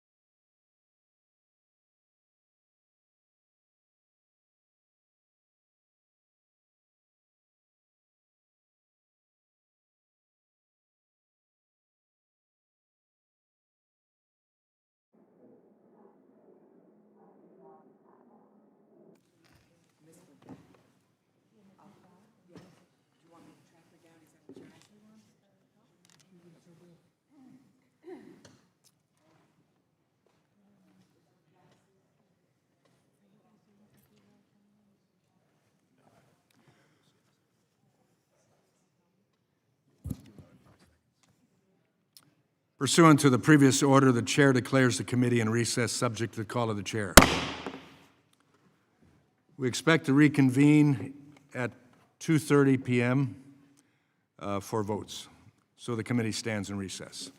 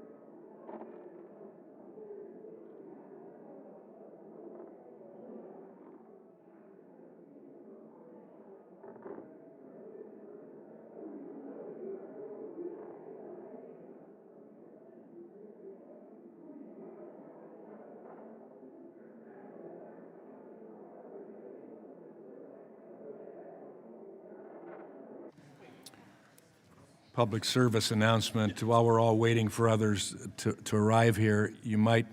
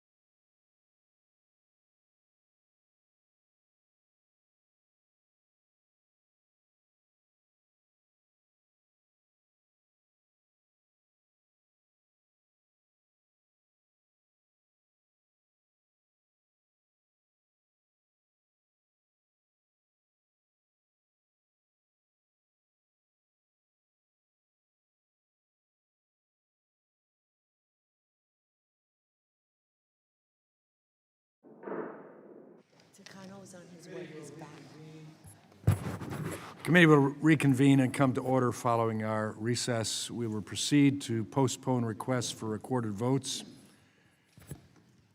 We will now be voting on 4 amendments to the amendment in the nature of a substitute to H.R. 1319. Mr. Chairman. Mr. Chairman, I move to strike the last word pursuant to House Rule 11, Clause 2H4B, which states that upon returning to postpone questions, the underlying proposition remains subject to further debate or amendment to the same extent as when the question was postponed, and therefore I move to strike the last word and speak. You're recognized. Thank you, Mr. Chairman. Mr. Chairman and colleagues, the committee markup today noticed that we would consider House Resolution 4307, the Enhancing Detection of Human Trafficking Act, which is bipartisan legislation on assisting criminal law enforcement through the Department of Labor in detecting human trafficking. But it has been abruptly moved from consideration. Mr. Chairman and colleagues, the public deserves to know the reason why the bill was pulled. Is it because the majority did not want to vote on my amendment requiring the Department of Labor to release the Epstein files? The American people deserve to learn the circumstances and full scope of the crimes Mr. Epstein committed, and it's definitely relevant to this bill because it's through the Department of Labor that this work on human trafficking is happening. That's what this bill is about, and if you may recall, Mr. Chairman and colleagues, Donald Trump's first labor secretary was Alex Acosta, who was the prosecutor who entered into a sweet deal with Jeffrey Epstein and then later had to resign once there was an investigation into that plea deal. I hope it's not because the Republican majority wants to cover up for a sex offender. I don't think that's what these members of this committee believe in. This is about transparency, Mr. Chairman and colleagues. Last week, Speaker Johnson said the House Republicans are for transparency. Yet, my colleagues, are you willing to go to great lengths to keep this information in the shadows? I'm concerned, Mr. Chairman, because the public deserves transparency. We know that there were problems through the first labor secretary, and we know that once that deal came to light through an investigation by the Justice Department's Office of Professional Responsibility, it received bipartisan condemnation, including from a former Republican Senator Sass, who said letting a well-connected billionaire get away with child rape and international sex trafficking isn't poor judgment, it is a disgusting failure. Americans ought to be enraged. And then Secretary Acosta resigned. Now, Mr. Chairman, this is an opportunity for us as a committee, when we're working on addressing child trafficking and human trafficking, to say we want transparency. Even former Secretary Acosta said that the Epstein affair was vastly more lurid and sweeping than when he was first involved. So, Mr. Chairman and committee members, I've been in this committee for more than a dozen years. I've had the opportunity to spend time with you and get to know many of you on the other side of the aisle, and we might not always agree on policies, but I can't imagine that any of you in this committee would want to cover up for a sex offender or make excuses for anyone who participated in sex trafficking. I certainly hope that you agree and do the right thing for America and for your constituents. If you support transparency, this should have been an easy yes vote. I'm disappointed that we are not able to consider this amendment today. I hope we can at a future time. It's really about the transparency the American people deserve. And I yield back. Gentlelady yields. This gavel and the committee's agenda authority rests solely with the chair. Therefore, the chair has discretion whether or not to consider measures at committee markups. We'll therefore continue with our next item, consideration of postponed requests for recorded votes. The amendment offered by Representative Ansari, AMD_03. A recorded vote is requested. Members will record their votes Mr. Chairman. using the electronic voting system. Mr. Chairman, could you, Mr. Chairman? could you give the brief description of what we're voting on? I move the previous question on the. Wait. Brief description, what would? Just read the description of what we're voting on. It's Representative Ansari's AMD_03 excludes flexible work arrangements from consideration in determining whether an individual is an employee or of another person. Thank you. A recorded vote is requested. Members will record their votes using the electronic voting system. The chairman intends to vote no. Ranking member intends to vote yes. The clerk will open the vote.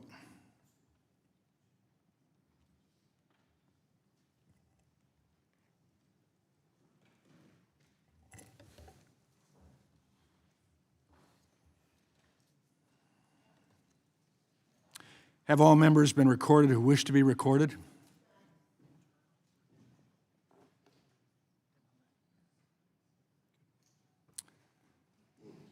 Do any members wish to change their vote? Hearing none, will the clerk please close the vote and announce the tally? Mr. Chairman, on this vote, there are 16 yeas and 19 nays. The amendment is not adopted. The question now occurs on the amendment in the nature of a substitute as amended to H.R. 1319. All in favor say aye. No, sorry. The next amendment, we're doing Miss Lee's. Oh. Miss Lee's. Okay. The next amendment, I guess we have the 4 amendments here. The next amendment is Representative Lee's amendment, AMD_04, requires a court rather than an arbitrator, regardless of any contractual provision, to determine whether an individual is an independent contractor rather than an employee.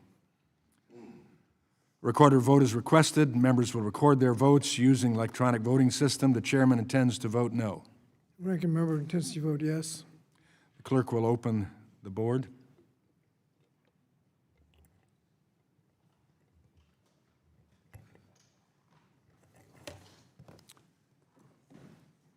Have all members been recorded who wish to be recorded? Do any members wish to change their vote? Hearing none, will the clerk please close the vote and announce the tally? Mr. Chairman, on this vote, there are 16 yeas and 19 nays. The amendment is not adopted. The next amendment is the Omar Amendment, AMD_02. The chairman intends to vote no. Could you describe the bill we're voting on? You don't have them written down for you. Clarifies the details of the way the work is performed, does not include the exercise by worker of discretion that is ordinary and customary. I intend to vote yes. That's correct. The chairman intends to vote no. The clerk will open the vote.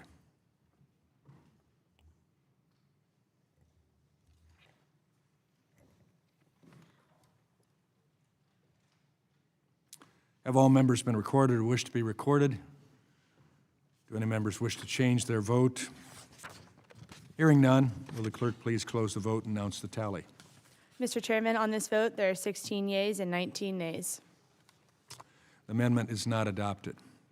We now move to Representative Bonamici's amendment prohibiting application of the bill in cases related to unlawful child labor under the Fair Labor Standards Act, AMD_01.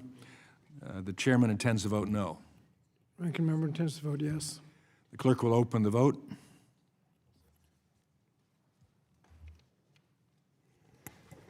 Have all members been recorded who wish to be recorded? Do any members wish to change their vote?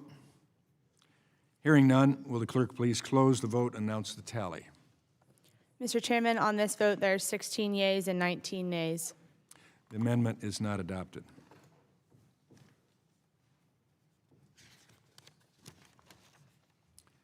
The question now occurs on the amendment in the nature of a substitute as amended to H.R. 1319. All in favor say aye. Aye. All opposed, no. No. In the opinion of the chair, the ayes have it, and the amendment in the nature of a substitute as amended is agreed to.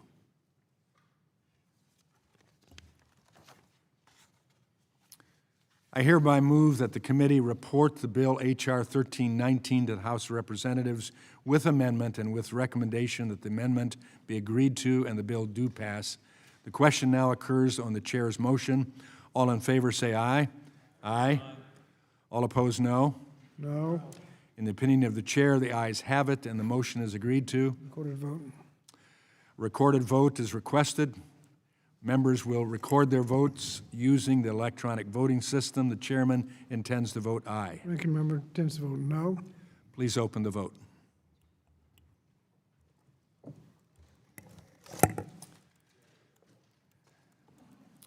Have all members been recorded who wish to be recorded? Do any members wish to change their vote? Hearing none, will the clerk please close the vote and announce the tally?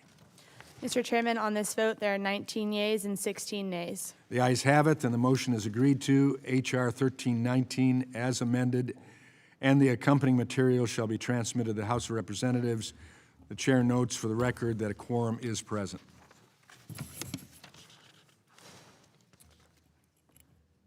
I hereby move that the committee report the bill H.R. 1320 to the House of Representatives with amendment and with the recommendation. Point of order, Mr. Chairman.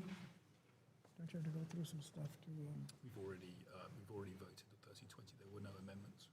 Yeah, but don't you have to? I don't remember that we took the, did we take the? Don't you have- We did vote yes. You voted yes. On the ANS. Don't you have to go through some? No, you we all voted- voted No, yes. if we already Moved voted on to the report ANS, we don't. Yeah, but then members have requisite number of members. He'll have to say that after we do the vote on the motion to report the requisite number of days. Yeah, we just passed the bill. Oh, yes, the requisite number of days on the previous bill.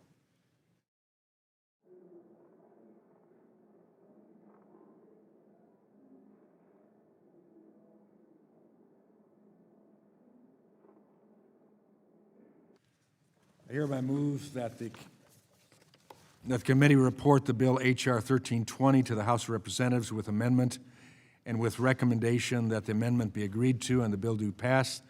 The question now occurs on the chair's motion. All in favor say aye. Aye.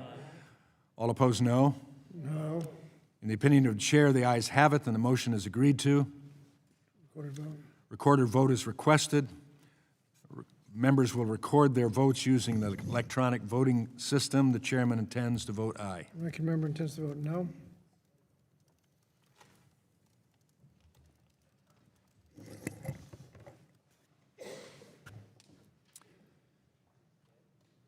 Have all members been recorded who wish to be recorded? Do any members wish to change their vote? Hearing none, will the clerk please close the vote and announce the tally? Mr. Chairman, on this vote, there are 19 yeas and 16 nays. The ayes have it, and the motion is agreed to. H.R. 1320 as amended, and the accompanying materials shall be transmitted to the House of Representatives. The chair notes for the record that the quorum is present.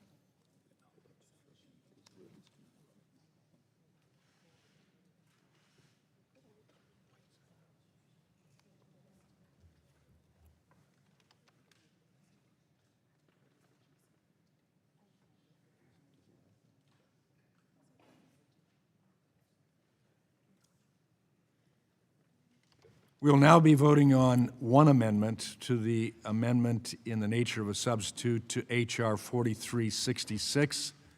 The amendment offered by Representative Adams. Adams NC /529 prevents the provision amending the definition of employer under the Fair Labor Standards Act from coming into effect in cases of unlawful child labor under the FLSA.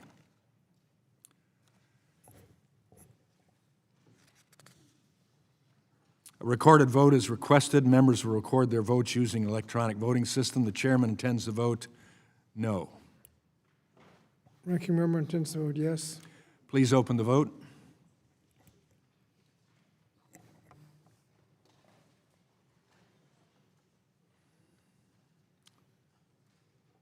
Have all the members been recorded who wish to be recorded? Do any members wish to change their vote? Hearing none, will the clerk please close the vote and announce the tally? Mr. Chairman, on this vote, there are 16 yeas and 20 nays. The amendment is not adopted.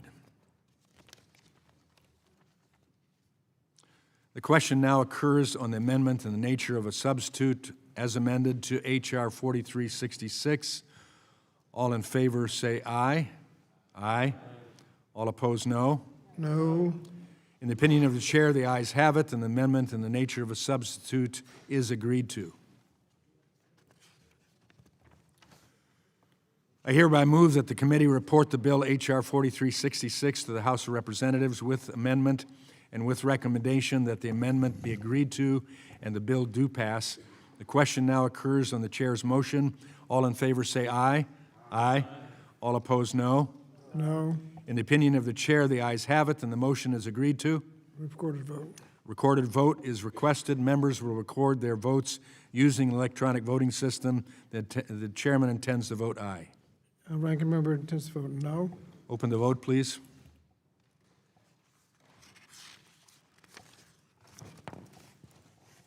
Have all members been recorded who wish to be recorded? Do any members wish to change their vote? Hearing none, will the clerk please close the vote and announce the tally? Mr. Chairman, on this vote, there are 20 yeas and 16 nays. Mr. Chairman, I have an amendment at the desk pursuant to House Rule 11. Mr. Chairman. 2H4B. Chairman, I move the previous question on the amendment in the nature of a substitute and all amendments thereto. Mr. Chairman, I have an amendment at the desk. The question is on ordering the previous HR question. 4312. All those in favor say aye. Parliamentary. Aye. All those opposed say no. No. In the opinion of the chair, the ayes have it, and the previous question is ordered on the amendment in the nature of a substitute. Previous question having been ordered on the amendment in the nature of a substitute. I hereby move that the committee report the bill H.R. 4366 to the House of Representatives with amendment and with the recommendation that the amendment be agreed to and the bill do pass. The question now occurs on the chair's motion. All in favor say aye. Aye. All opposed, no. In the opinion of the chair, the ayes have it, and the motion is agreed to. What, 4366. was that the, Do you want to record a vote? what was the motion? Parliamentary inquiry, Mr. Chairman. I think it was here. What was the motion? Okay, you know better. To report 4366. Did we- Recorded. Now he's reporting. Did we have a vote, did we have a vote on the amendment in nature of a substitute? We did, yes. Okay, recorded vote then. Recorded votes has been requested. Members will record their votes using the electronic voting system. The chairman intends to vote aye. Ranking member intends to vote no. Please open the vote.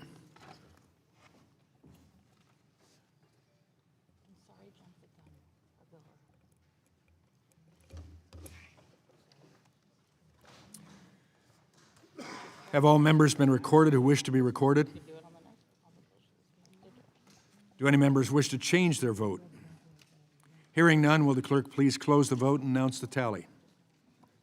Mr. Chairman, on this vote, there are 20 yeas and 16 nays. The ayes have it, and the motion is agreed to. H.R. 4366 as amended, and the accompanying materials shall be transmitted to the House of Representatives. The chair notes for the record that a quorum is present.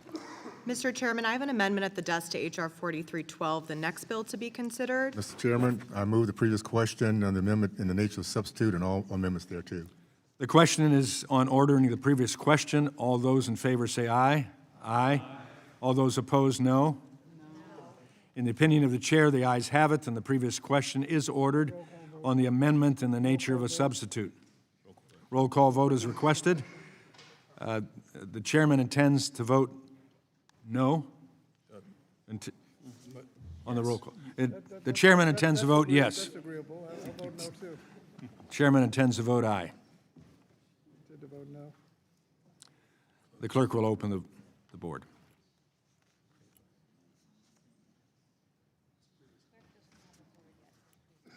She's creating the vote, so just Parliamentary inquiry, what are we voting on, sir? voting on the motion to move the previous question. We're voting on the motion to move the previous question. Which will end. For which bill? It's 4312. 4312.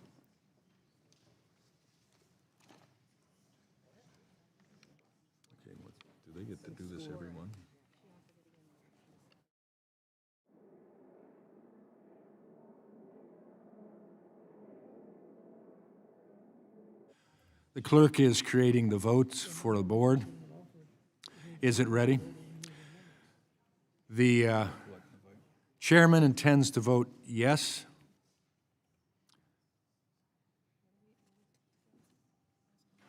Ranking member intends to vote no on the previous question. The clerk will open the vote on the previous question.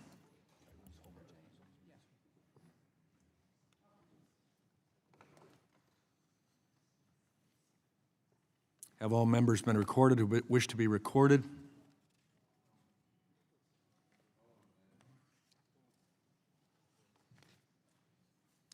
Do any members wish to change their vote? Hearing none, will the clerk please close the vote and announce the tally on the previous question? Mr. Chairman, on this vote, there are 20 yeas and 16 nays. Now we move to the Proceed. Proceeds to Courtney vote. Courtney, 24. Amendment offered by Mr. Courtney. We'll now proceed to the amendment offered by Mr. Courtney, titled COURTN_024, extends medical coverage for student athletes from 3 years to 10 years. The amendment, the recorded vote is requested. Members will record their votes using the electronic voting system. The chairman intends to vote no. Ranking member intends to vote yes. The clerk will open the vote.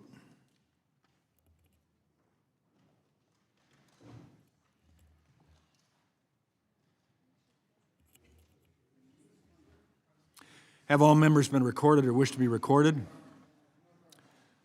Do any members wish to change their vote? Hearing none, will the clerk please close the vote and announce the tally? Mr. Chairman, on this vote, there are 16 yeas and 20 nays. The amendment is not adopted. We now move to Representative Baumgartner, Baumga, /020 is titled, requires the council established in the Section 6 to develop policies on revenue sharing between institutions and compensation limits. A recorded vote is requested. Members will record their votes using an electronic voting system. The chairman intends to vote no. Ranking member intends to vote yes. Please open the vote.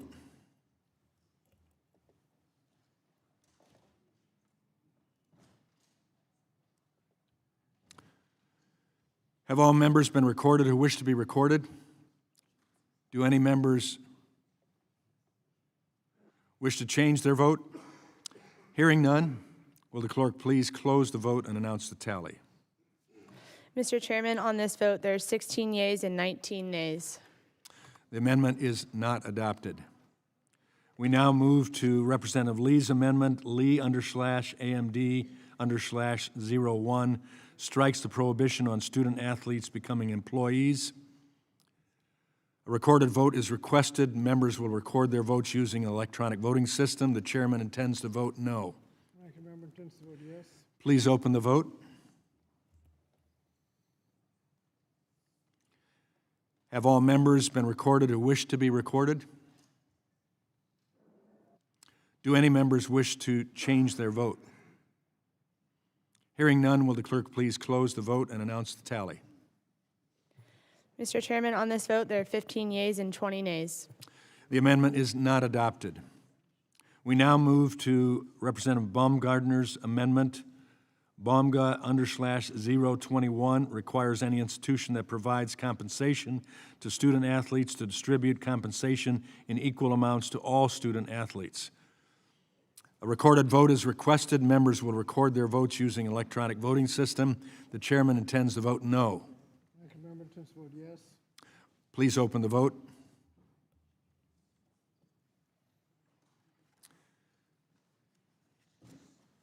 Have all members been recorded who wish to be recorded?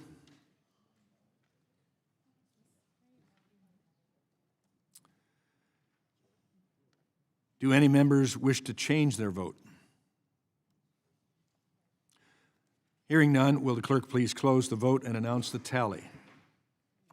Mr. Chairman, on this vote, there are 14 yeas and 21 nays. The amendment is not adopted. We now move to the amendment by Representative Adams, Adams_AMD_02, inserts broad non-discrimination language regarding discrimination on the basis of sex into the bill. A recorded vote is requested. Members will record their votes using an electronic voting system. The chairman intends to vote no. Parliamentary inquiry, Mr. Chairman, could you read the description again? Inserts broad non-discrimination language regarding discrimination on the basis of sex into the bill. What's the next one? Adams_AMD_02. Prohibits discrimination on the basis of sex by interstate and intercollegiate athletic associations.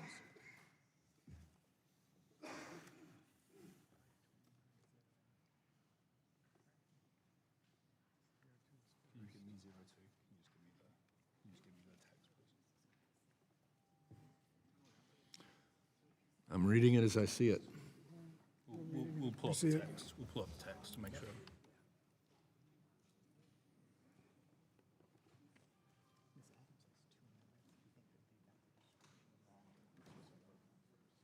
We're clarifying. They're looking at it. But we can hear you when you said that. They're checking. We'll read it again. Description. And then his mic wasn't on.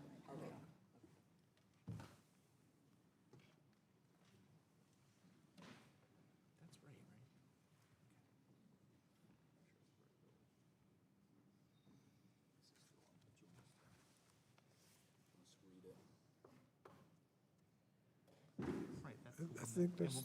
Prohibits discrimination on the basis of sex. Absolutely, I appreciate it.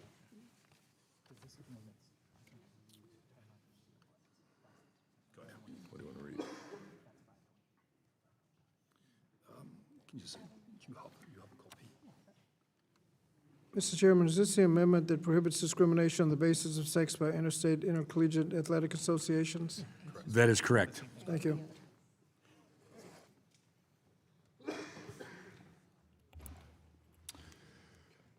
A recorded vote is requested. Members will record their votes using the electronic voting system. The chairman intends to vote no. Ranking member intends to vote yes. Please open the vote.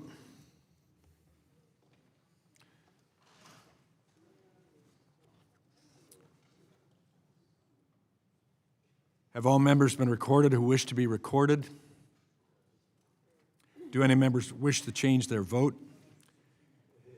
Hearing none, will the clerk please close the vote and announce the tally? Mr. Chairman, on this vote, there are 16 yeas and 19 nays. The amendment is not adopted. We now move to Representative Adams, Adam NC_528, significantly expands the reporting on athletics required in the Higher Education Act to include reporting on intramural and club-level team sports. Also creates significant new reporting for colleges regarding a number of factors as it relates to college sports. A recorded vote is requested. Members will record their votes using the electronic voting system. The chairman intends to vote no. Ranking member intends to vote yes. Please open the vote.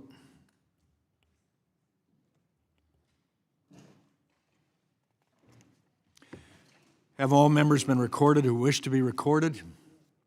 Do any members wish to change their vote? Hearing none, will the clerk please close the vote and announce the tally? Mr. Chairman, on this vote, there are 16 yeas and 19 nays. The amendment is not adopted.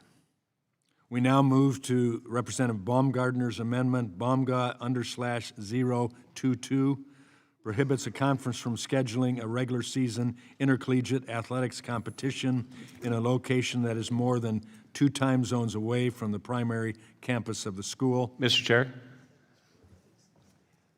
I'd like to withdraw the amendment. Representative Baumgartner, you request?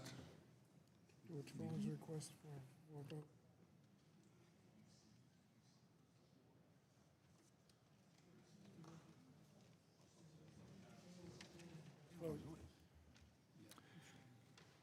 Voice vote. We'll just say. Representative Baumgartner requests to withdraw this amendment without objection. Okay, proceed. Should we do a voice vote? No, it's fine. We're fine. We've already done the voice vote.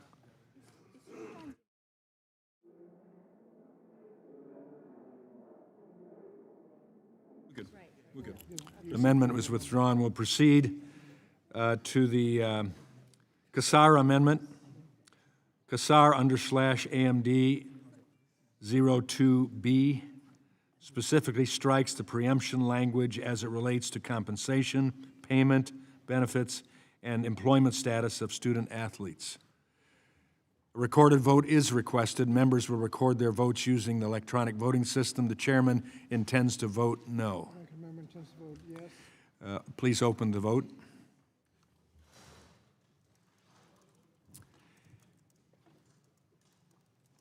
Have all members been recorded who wish to be recorded? Do any members wish to change their vote? Hearing none, will the clerk please close the vote and announce the tally? Mr. Chairman, on this vote, there are 15 yeas and 20 nays. The amendment is not adopted.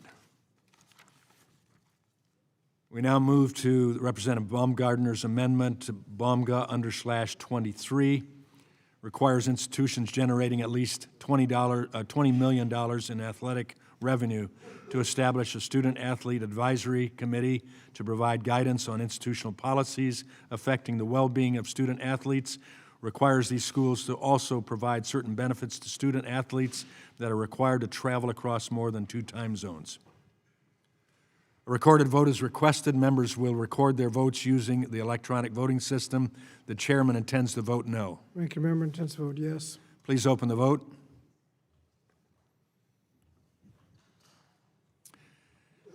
Have all members been recorded who wish to be recorded? No.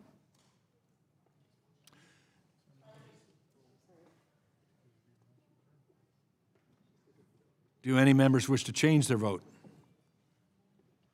Hearing none, will the clerk please close the vote and announce the tally?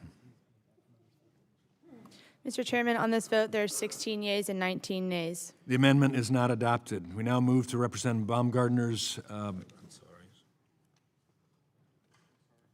excuse me, we move to Representative Ansari's amendment, Ansari /AMD /01, requires colleges to provide to any employee associated with athletics an annual training on Title IX, what conduct constitutes sex discrimination, and the procedure for submitting Title IX complaints. Also requires that these employees notify the Title IX coordinator when the employee has received information about sex discrimination.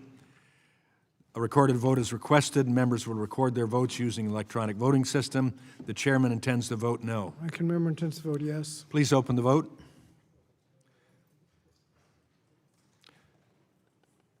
Have all members been recorded who wish to be recorded? Do any members wish to change their vote? Hearing none, will the clerk please close the vote and announce the tally? Mr. Chairman, on this vote, there are 16 yeas and 20 nays. The amendment is not adopted.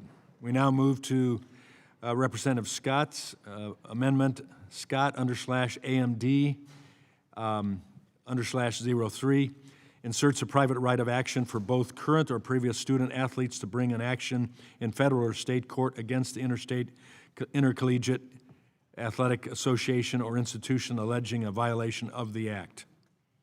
A recorded vote is requested. Members will record their votes using the electronic voting system. The chairman intends to vote no. Ranking member intends to vote yes. Please open the vote.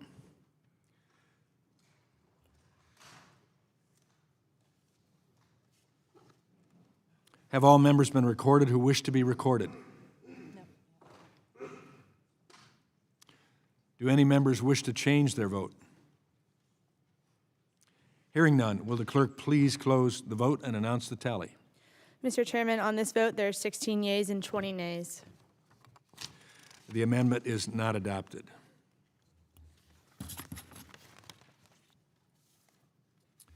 The question now occurs on the amendment in the nature of a substitute as amended to H.R. 4312. All in favor say aye. Aye. Aye. All opposed, no. In the opinion of the chair, the ayes have it, and the amendment in the nature of a substitute as amended is agreed to. Recorded vote. Recorded. Wait a minute. Did they annex? recorded vote on this? Not the ANS, not the ANS. I hereby move that the committee report the bill H.R. 4312 to the House of Representatives with amendment and with the recommendation that the amendment be agreed to and the bill do pass. The question now occurs on the chair's motion. All in favor say aye. Aye. All opposed, no. In the opinion of the chair, the ayes have it, and the motion is agreed to. Recorded vote. Recorder vote is requested. Members will record their votes using the electronic voting system. The chairman intends to vote aye. Ranking member intends to vote no. Please open the vote.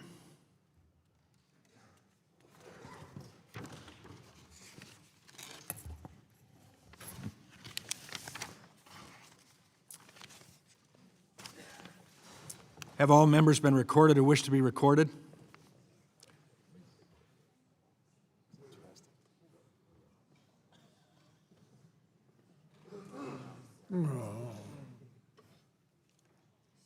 Do any members wish to change their vote? Hearing none, will the clerk please close the vote and announce the tally? Mr. Chairman, on this vote, there are 18 yeas and 17 nays. The ayes have it, and the motion is agreed to. H.R. 4312 as amended, and the accompanying material shall be transmitted to the House of Representatives. The chair notes for the record that a quorum is present. I ask unanimous consent that staff be authorized to make necessary technical and conforming changes to today's bills without objection so ordered. Pursuant to House Rule 11, Clause 2L, I give notice that all members have the requisite number of days to file supplement, minority, additional, or dissenting views without objection so ordered. Without objection, any member who wishes to insert materials in the record may do so by submitting them to the committee clerk electronically by the end of the day today. If there is no further business before the committee. Mr. Chairman, I notify the committee that I intend to submit dissenting views. Pardon? I intend to submit dissenting views. It's not that important. That's fine. Without objection, the committee stands adjourned.